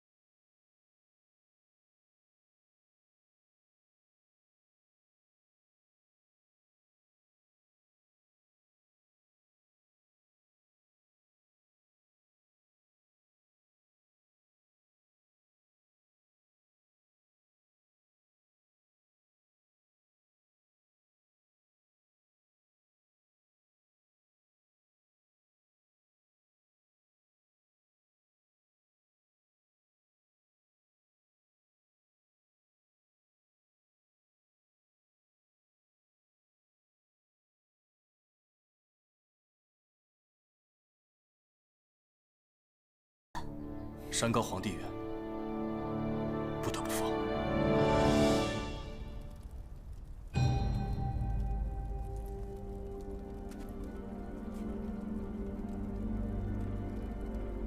我要你们去抓从长安潜逃过来的北部细作，谁让你们把长史夫人给我抓来了？属下糊涂，还不开门！你们不能带他走！你这个下贱的女贼，竟敢偷我东西，当我是好惹的？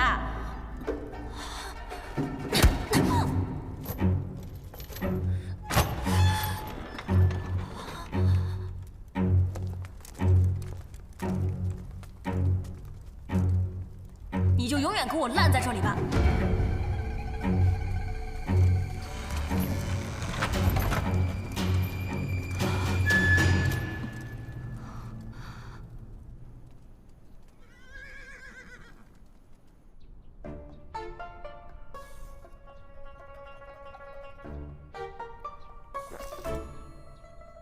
夫人，先吃些茶，用些点心，压压惊。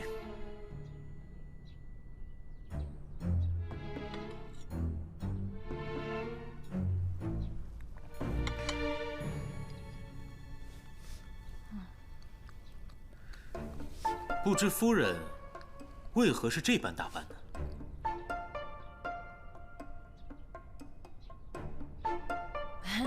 这不是拜参军所赐吗？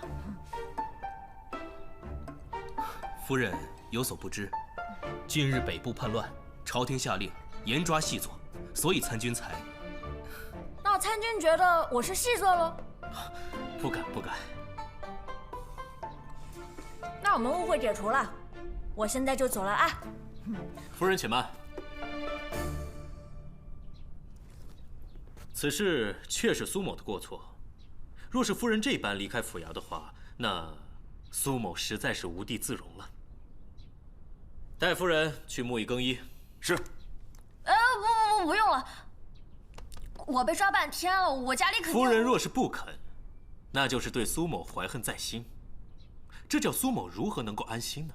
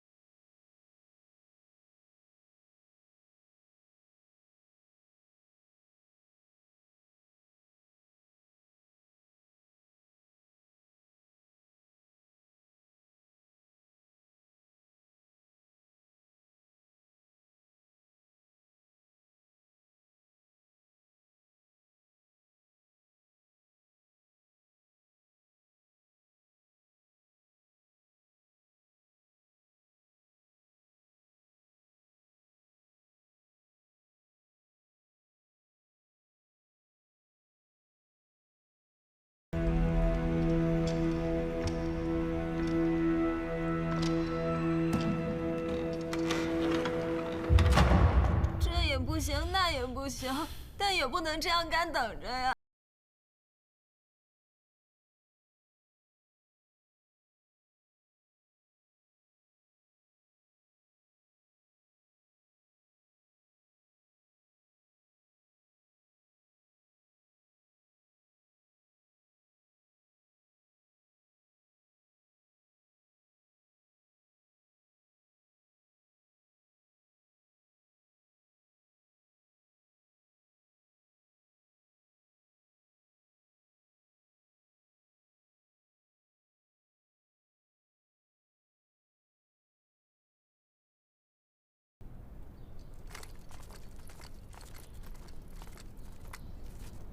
就你说有细作是吧？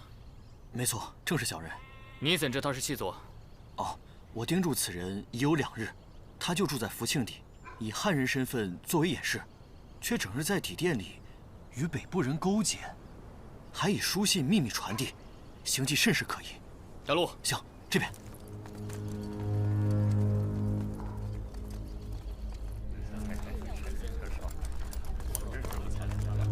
就是此人。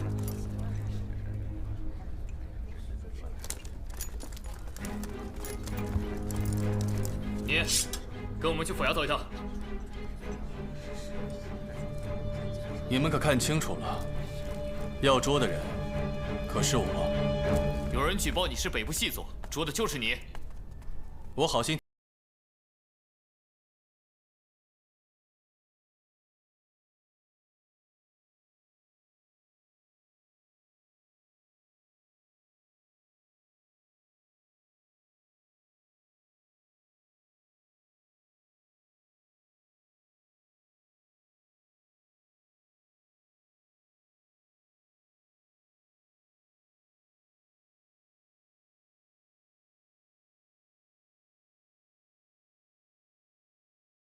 此人相貌不凡，不像是坏人啊。是啊。哎，刚才那个举报人去哪儿了？定是怕被我瞧见，遭我报复。这种唯利是图的小人，肯定去府衙领赏了，还怕丢了不成？要你说，走，走，走。那些官兵是来抓细作的，那人可是细作？净胡说！那个人啊，我认识。 那是新上任的西州长史裴行俭。你说这苏参军为了邀功，到处抓什么北部细作，这怎么连西州长史也敢混捉啊？这苏参军。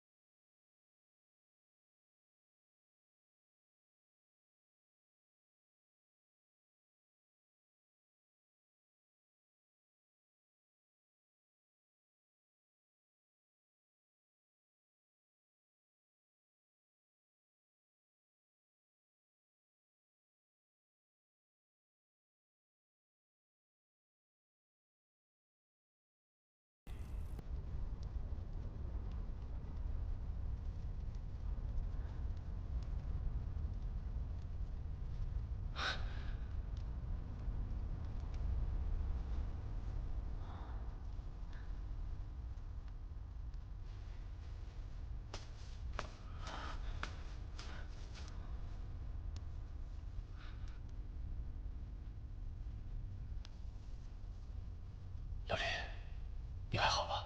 没吃苦吧？没有。你受伤了？不碍事，一点小伤。琉璃，你没有透露自己的身份吧？没有，跟我一同被抓进来的女贼，她自作聪明，顶替了我的身份。我本想阻止苏南锦带走她，但她却误以为我要揭穿她，于是打了我。想来，她现在肯定是凶多吉少。你别难过了，那人也是咎由自取。见到你我就放心了。你莫慌，我一定会带你离开这里。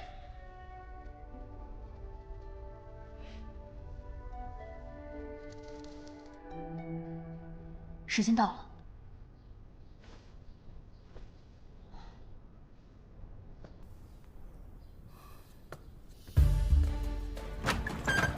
狱卒何在？我乃西州长史裴行俭，快带苏南锦来见我。参军，参军，出事了！狱卒来报，狱中有个疑犯，自称是西州长史裴行俭，嚷着要见参军。谁？西州长史裴行俭。裴行姐，他是遭人举报的，底下人不知真伪，就给抓了回来。举报他的人呢？跑了。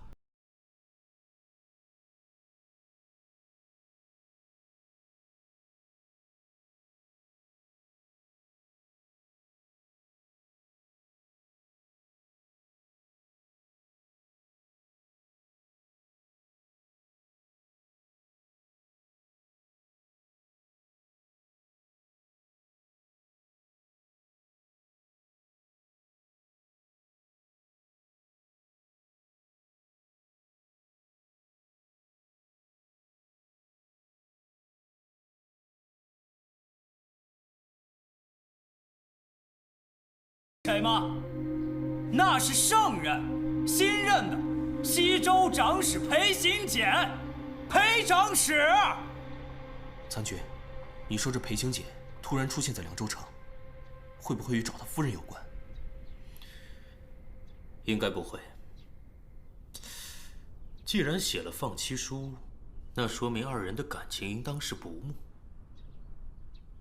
再者说了，这大长公主信中只提到库迪琉璃一人，并未提起裴行俭。会不会大长公主对我们有所隐瞒？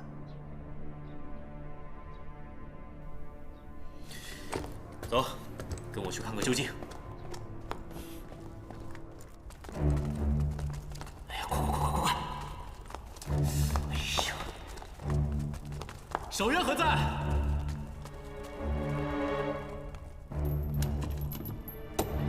南进来晚一步，委屈裴兄了。快！凉州司仓参军苏南锦特来向裴长史请罪。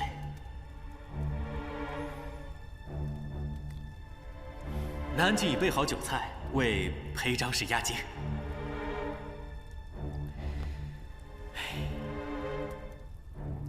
守约，我是真的不知道哪个不开眼的混账东西把你给抓进来了。你看我这不是得到消息，立马就赶过来了吗？苏参军说的倒是轻巧。这光天化日，众目睽睽，你以捉细作之名把我这朝廷命官关进大牢里，现在轻描淡写的说句抱歉，抱歉要是有用，还要官府作甚啊？我的错，我的错。只要守约肯消气，要怎么罚我都认。这话可是你说的？我说的，自然是我说的。这阿扎之地实在不是叙话的好地方。守约，你先随我出去，我们有话好商量。到时候要怎么补偿你，你尽管开口，只要苏某做得到，一定令你满意。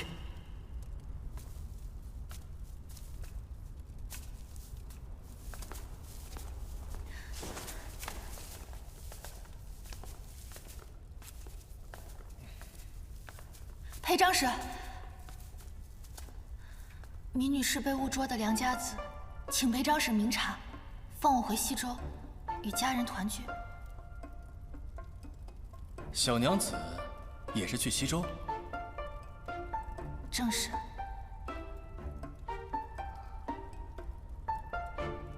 真是巧了，裴某此行也是去西州，你我还真是颇有些缘分。不过这里是凉州城，你跟我申冤，我可说了不算。这儿做主的是这位苏参军。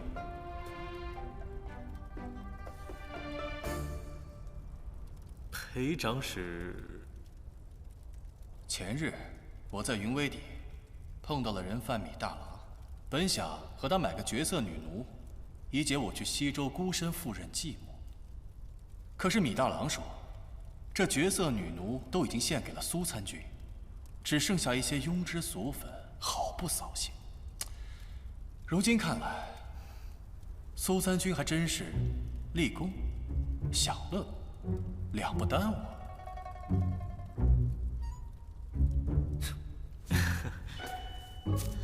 裴长史，裴长史莫走啊！裴长史快救我！裴长史，参军，我是冤枉的，苏参军，我是冤枉的。裴行俭既然相中了他，不如咱们就遂了他的心意。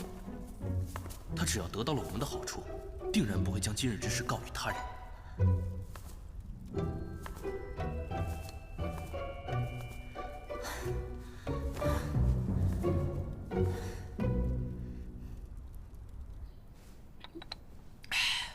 我们家郎君那是圣人的心腹，是苏定方将军的爱徒。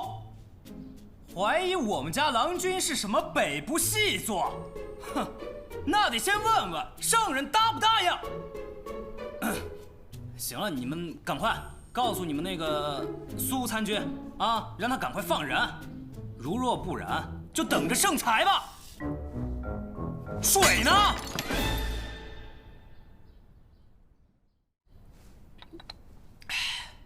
我们家郎君那是圣人的心腹，是苏定方将军的爱徒。怀疑我们家郎君是什么北部细作，哼，那得先问问圣人答不答应。行了，你们赶快告诉你们那个苏参军啊，让他赶快放人。如若不然，就等着圣裁吧。水呢？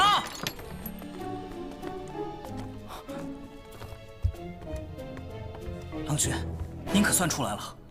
阿成，我们走。是。苏某已备下酒宴，为裴长史压惊，还望裴长史能给我一个致歉的机会。阿成，我们回观驿，焚香沐浴更衣，去身上的晦气。苏某还备了一份厚礼，望裴长史笑纳。小人带兵不严，令裴长史蒙屈受冤，实在罪该万死。只是裴长史若这么负气走了，我家参军定然不会饶了小人。裴长史大人大量，饶小人一命。裴某这刚从大狱里出来，应接不暇，怎还管得了你的死活？有这闲工夫，我还不如操心操心那几个在狱中的狱友，说不定在他们里头，也有几个人和我一样含冤受屈，正叫天天不应，叫地地不灵呢。苏某冒昧，还想请裴长史与我一同审问狱中那位小娘子。这一来，裴长史与那位小娘子有缘；二来，那位小娘子更信任裴长史。只要有裴长史在，定不会有冤案发生。对，定不会有冤案。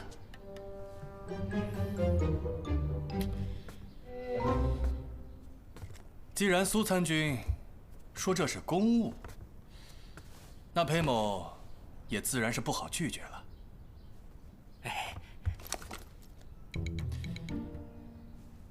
裴某此番到西州任职，正值北部作乱，的确，我也是该向苏参军好好取经，多学几招才是。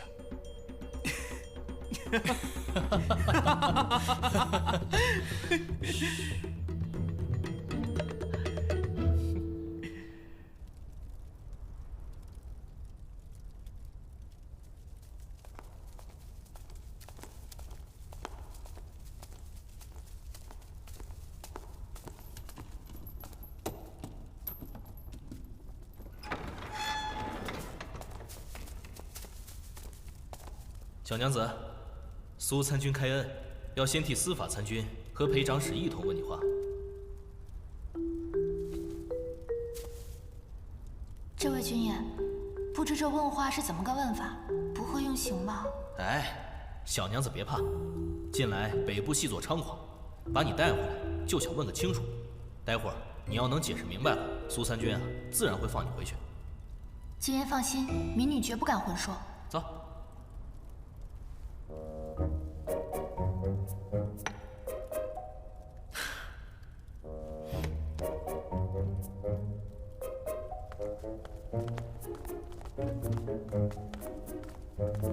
禀苏参军、裴长史，嫌犯带到。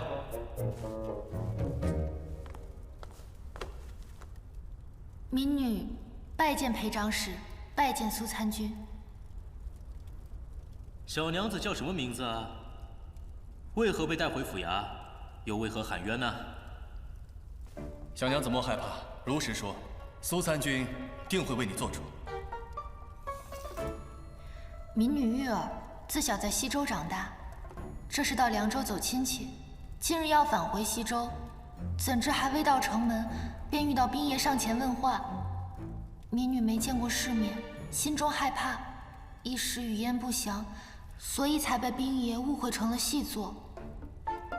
这般娇滴滴一个小娘子，独自一人拖在商队西行。你的家人呢？夫婿呢？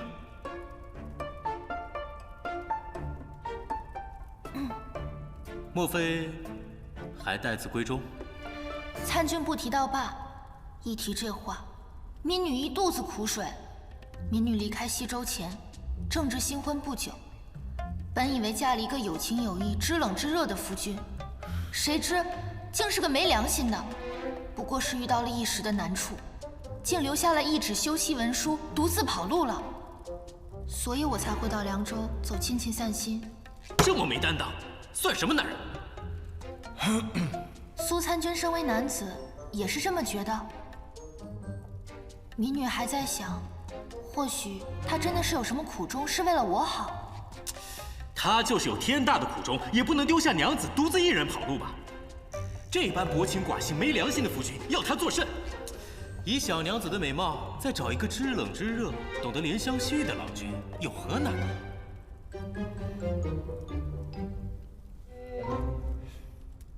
裴长史，你觉得呢？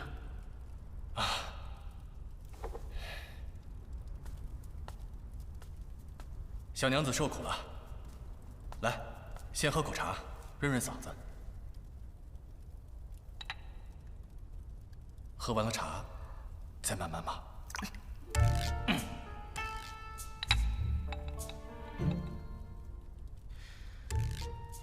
裴长史，依我看，这玉儿娘子就是一个清清白白的良家子，绝对不可能是什么北部细作。不知道裴长史意下如何呀？苏参军明断。这玉儿娘子孤苦无依，独自一人赶赴西周，这一路上怕是多有不便。此次是你运道好，遇到我与裴长史了。那若是下次再遇到危险，又当如何呢？我看裴长史不如好人做到底，将玉儿娘子一路护送至西周，也算做了件行善积德的好事。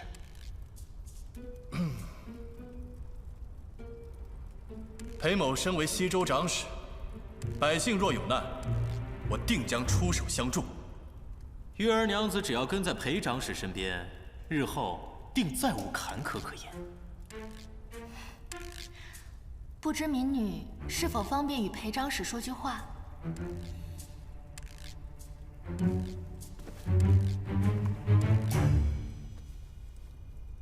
你等着，看我离开这里之后怎么和你算账。琉璃，你还不肯原谅我吗？有裴长史护我周全，玉儿自然是求之不得的。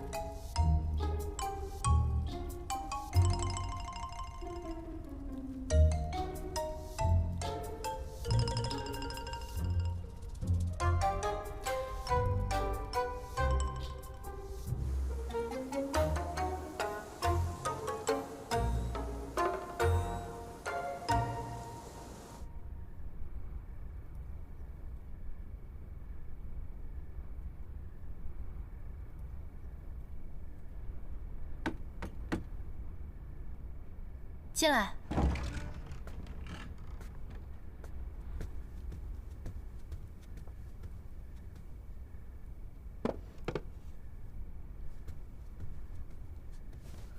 娘子，郎君啊，怕娘子饿着，特地点了几样你爱吃的菜，吩咐阿成送来。哦，郎君还吩咐阿成去门外守着，不让任何人进来，娘子安心休息便是。阿成，守约有没有告诉你？为何要在这险地多留一宿？这郎君的脾气，您还不知道吗？那姓苏的让您受了这么大的委屈，郎君啊一定不会善罢甘休，一定啊要让他也吃些苦头，这才解气。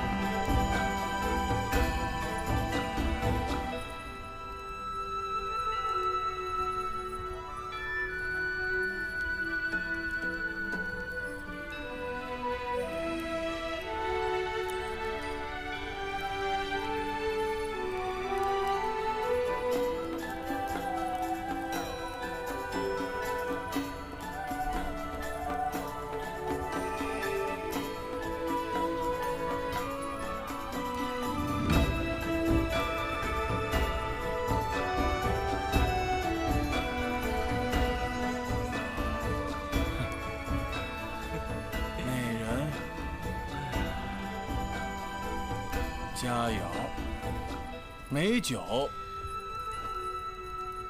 知己。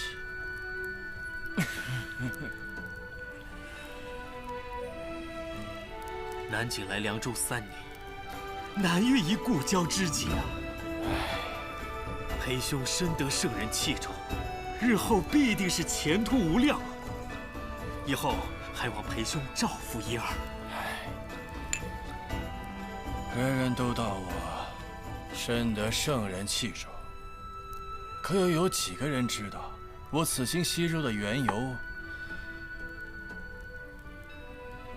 是多么一言难尽？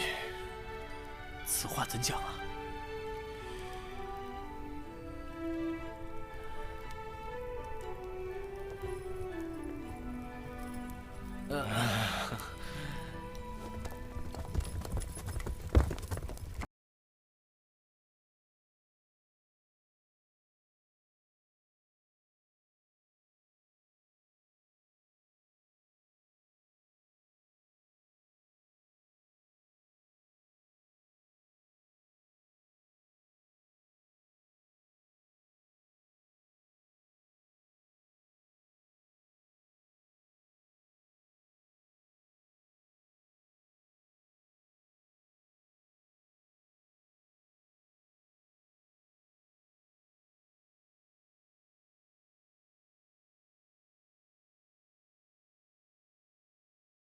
我今天就把话撂在这儿。圣人要是再听信那2个老匹夫的话，迟早要吃大亏。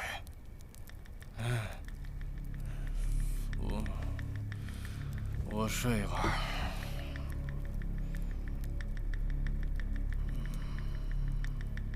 裴兄，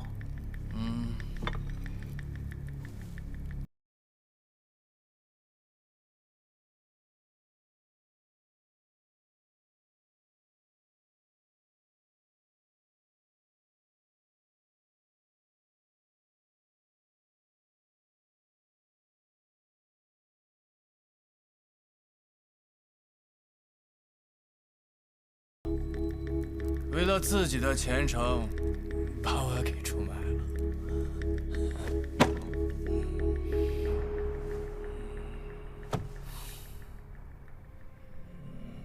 齐州长史，对呀，我怎么没想到这个法子？裴兄，这主意是你教我的，可怨不得我心狠。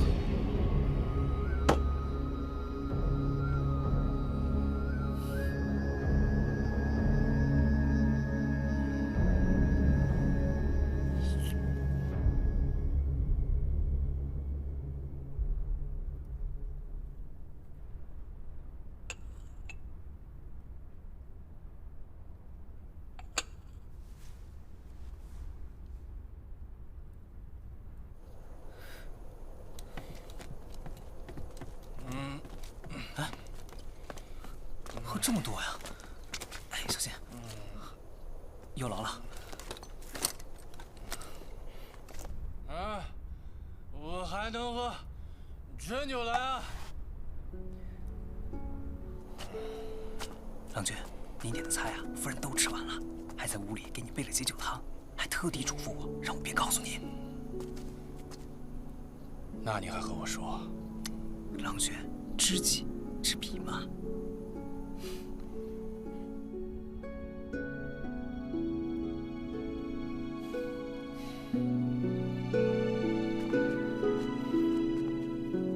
来，小心。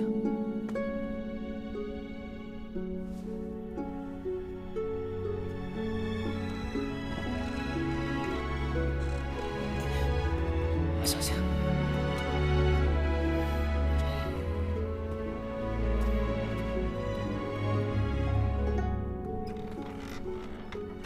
夜深了，裴长史这样来我房间，是想让你的不端行为人尽皆知吗？人尽皆知，不正符合我养了一天的好色之人吗？况且我猜苏南锦此时正迫不及待地在写文牒，参我诋毁长孙无忌和楚相之罪，哪还顾得上我？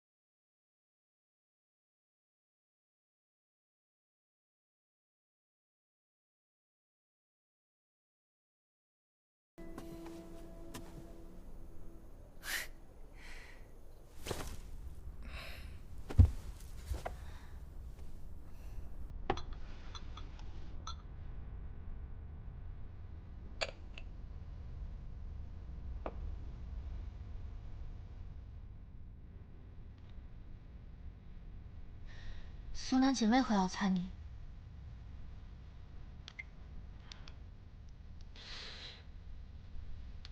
因为我方才借着酒劲，大骂了长孙无忌和褚遂良设计陷害于我，结果贬出西州。然后我借着醉意，警告了苏南锦，让他千万别学齐州长史于承素行事。齐州长史于承素，我想起来了，王皇后的舅父柳氏被贬，途经齐州，齐州长史于承素上奏弹劾他私议晋中事，因此柳氏又被加贬千里，而那齐州长史于承素却因此得了嘉奖。苏南锦一心想立功，自然不会错过这样的捷径。他这奏章到了圣人手中，还不认定苏南锦是长孙一党？此其一。其二呢？各地官员的奏章都要经过尚书省，他的奏章语涉了长孙无忌和楚相，自然就会被他们知晓。所谓疑心生暗鬼，他们两人肯定会疑心苏南锦知道了内情，又岂会乐意让他回长安宣扬此事？这苏南锦一门心思想回京，正所谓欲速则不达，古人诚不欺我。苏南锦的这一份奏章，同时得罪了圣人和朝中2位重臣，下场会如何，可想而知。你这可算是公报私仇。苏南锦这种人，为官一任，祸害一方，为了自己的前程，连子民的身家性命都不顾。我不送他这样一份大礼，难道还让他为非作歹下去？更何况，他还想将你灭口，真是胆大包天。你不支持武昭仪立后，圣人还在气头上。若苏南锦的这份奏章合了圣人的心意，再给圣人处罚你的理由，那该如何是好啊？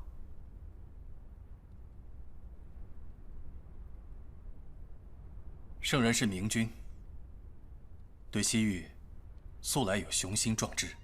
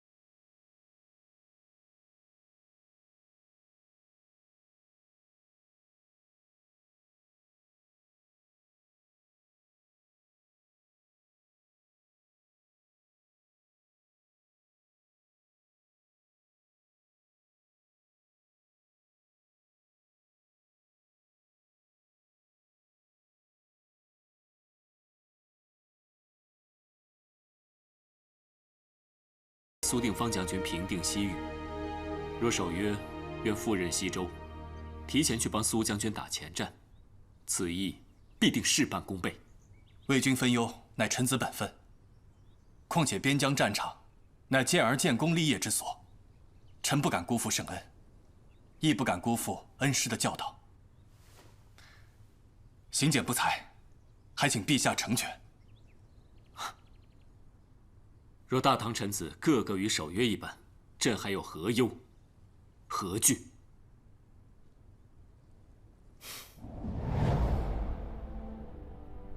这就是你们君臣那日聊的内容。这么说，无论有无长孙无忌和褚遂良的设计陷害，你都会做这个西州长史。只是比预期更早一些动身赴任。长孙无忌和褚遂良给了陛下一个理由，我们君臣同心，就将计就计了。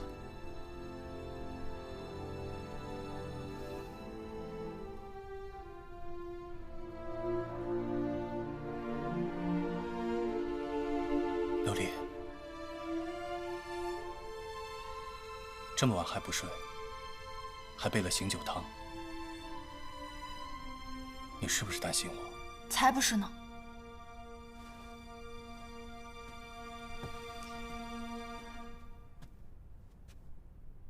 醒酒汤也喝了，夜也深了，裴长史还是早些回去休息吧。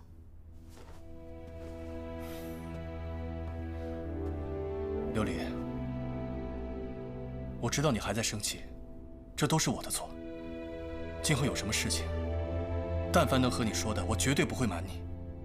我也绝对不会再一厢情愿的自作聪明，凡事我都会和你商量，共进退，绝不会再丢下你一个人了。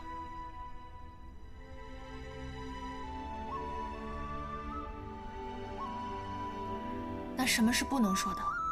军国大事不能外传者，他人隐私不能相告者，还有，我们有50%把握之事，说出来图乱人心者，就这3样。裴长史刚才所说，着实令我感动。只可惜，裴长史已经写下了放弃书，如今你我是陌路，再无夫妻名分。裴长史还是请回吧，有什么话明日天亮再说。放弃书？什么放弃书？你拿出来给我瞧瞧。放弃书被那狐女偷走了，我如何还拿得出来？既然没有放弃书，那你库迪琉璃就一辈子是我裴行俭的夫人。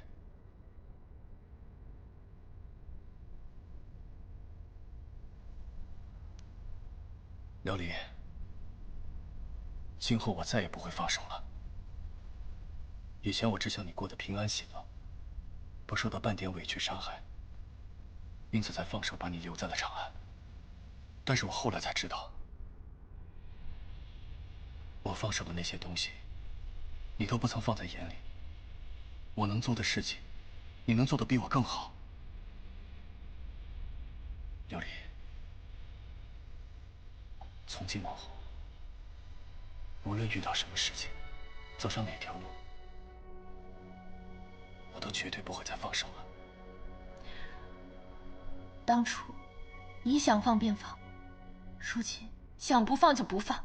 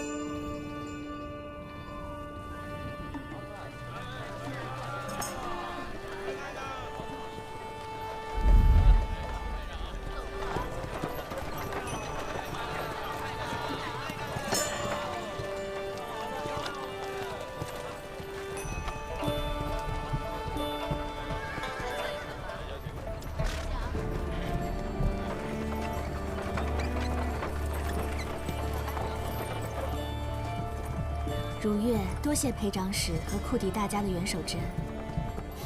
举手之劳，刘阿坚不必客气。敢问如月为何独自一人前往西周？如月自幼与表兄情投意合，双方父母早早为我们定下了婚事。如月只知表兄被发配到西周充军，这次出行便是出去寻找他。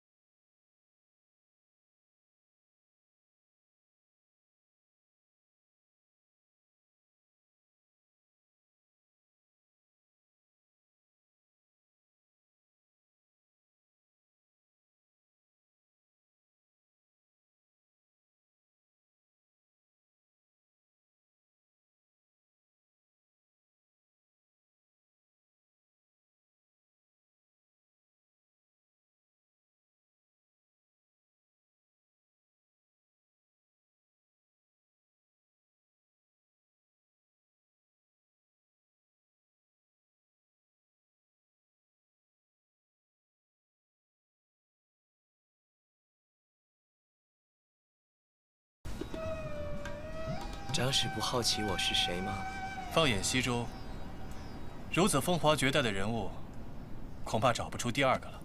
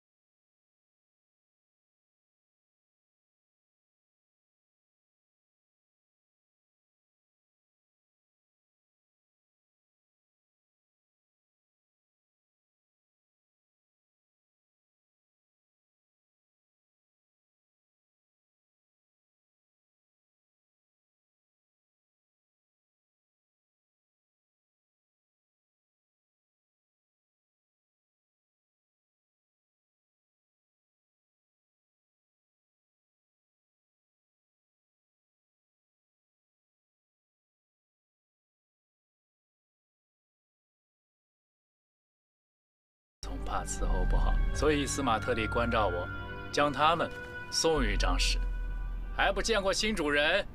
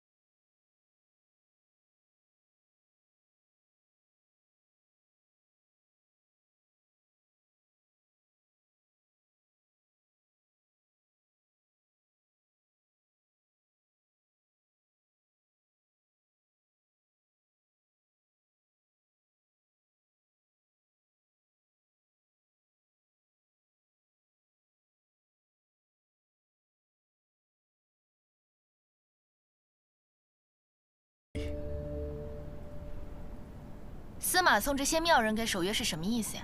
是嫌我庸脂俗粉、粗浅笨拙，照顾不好我家守约？不是，绝对不是。夫人天生丽质，心灵手巧，岂是他们能比的？那你是嫌我伺候的不好，照顾的不周，满足不了你了？没有，绝对没有。新见此生有夫人一人足矣，此心不改，对天发誓，日月为鉴。那他们呢？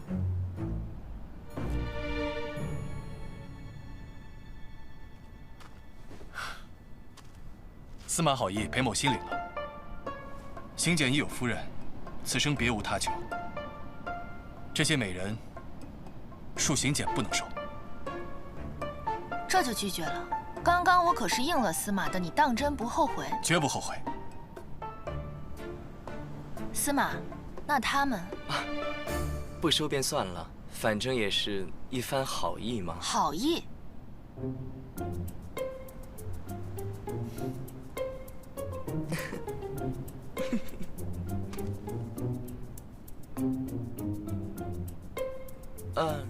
这位是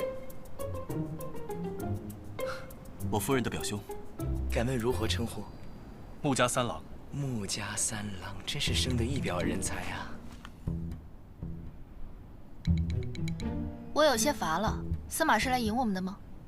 司马一片盛情，我也有些受宠若惊。那走吧。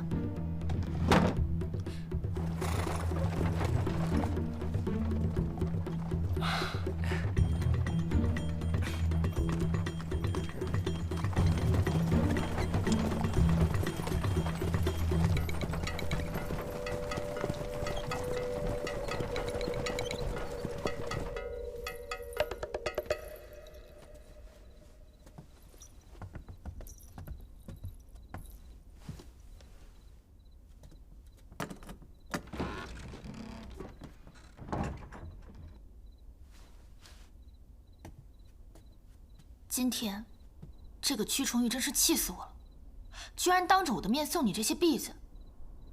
以后我定要让他好看。你还是少招惹这屈重玉。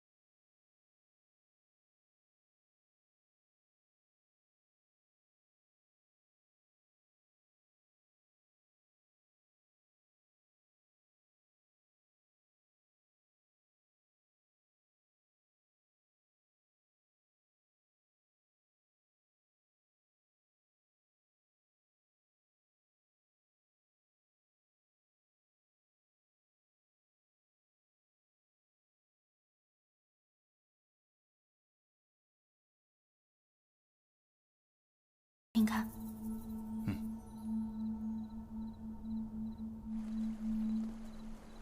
夫人，请随我这边走。这院中所有的布置皆是出自于司马之手，清幽雅致，匠心独到。最有特点的就是散布在这院中各处的热汤了。敦煌人给这个院子取了一个魂名，叫汤泉院。平日里面，就算是路过的大汗王子想要进来，也非轻易之事。这几日，为了等裴长史，更是一个闲人也未曾进来过。在这荒漠孤城造了这么所院子，你家司马还真是体恤百姓疾苦啊。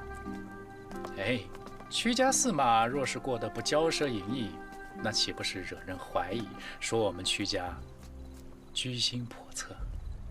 确有番道理，不过若心胸坦荡，又岂会怕人猜忌？夫人此言差矣。自古多少忠臣良将皆毁于小人谗臣之口，若非如此，裴长史堂堂君子，又为何来我西周呢？君梦就送到这里了。有了，望明府。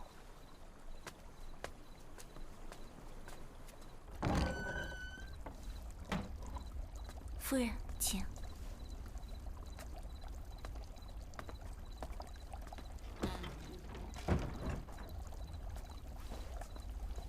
你们都下去吧，这里不用你们伺候，我想一个人静一静。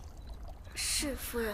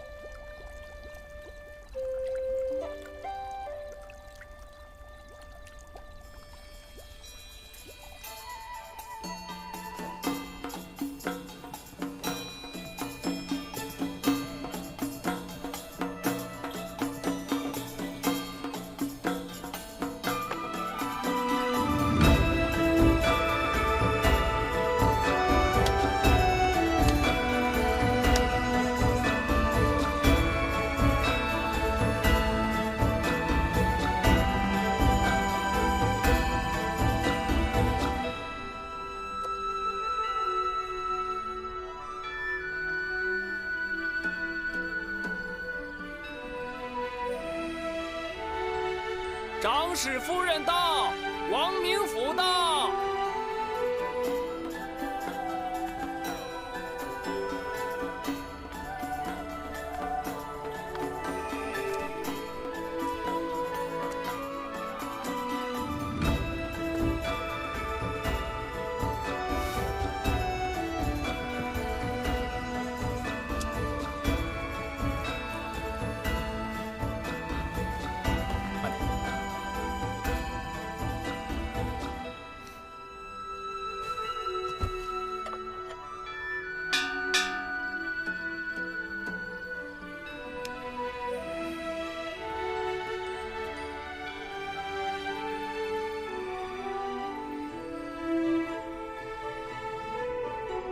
这屈司马的穿着做派，真像只开了屏的孔雀。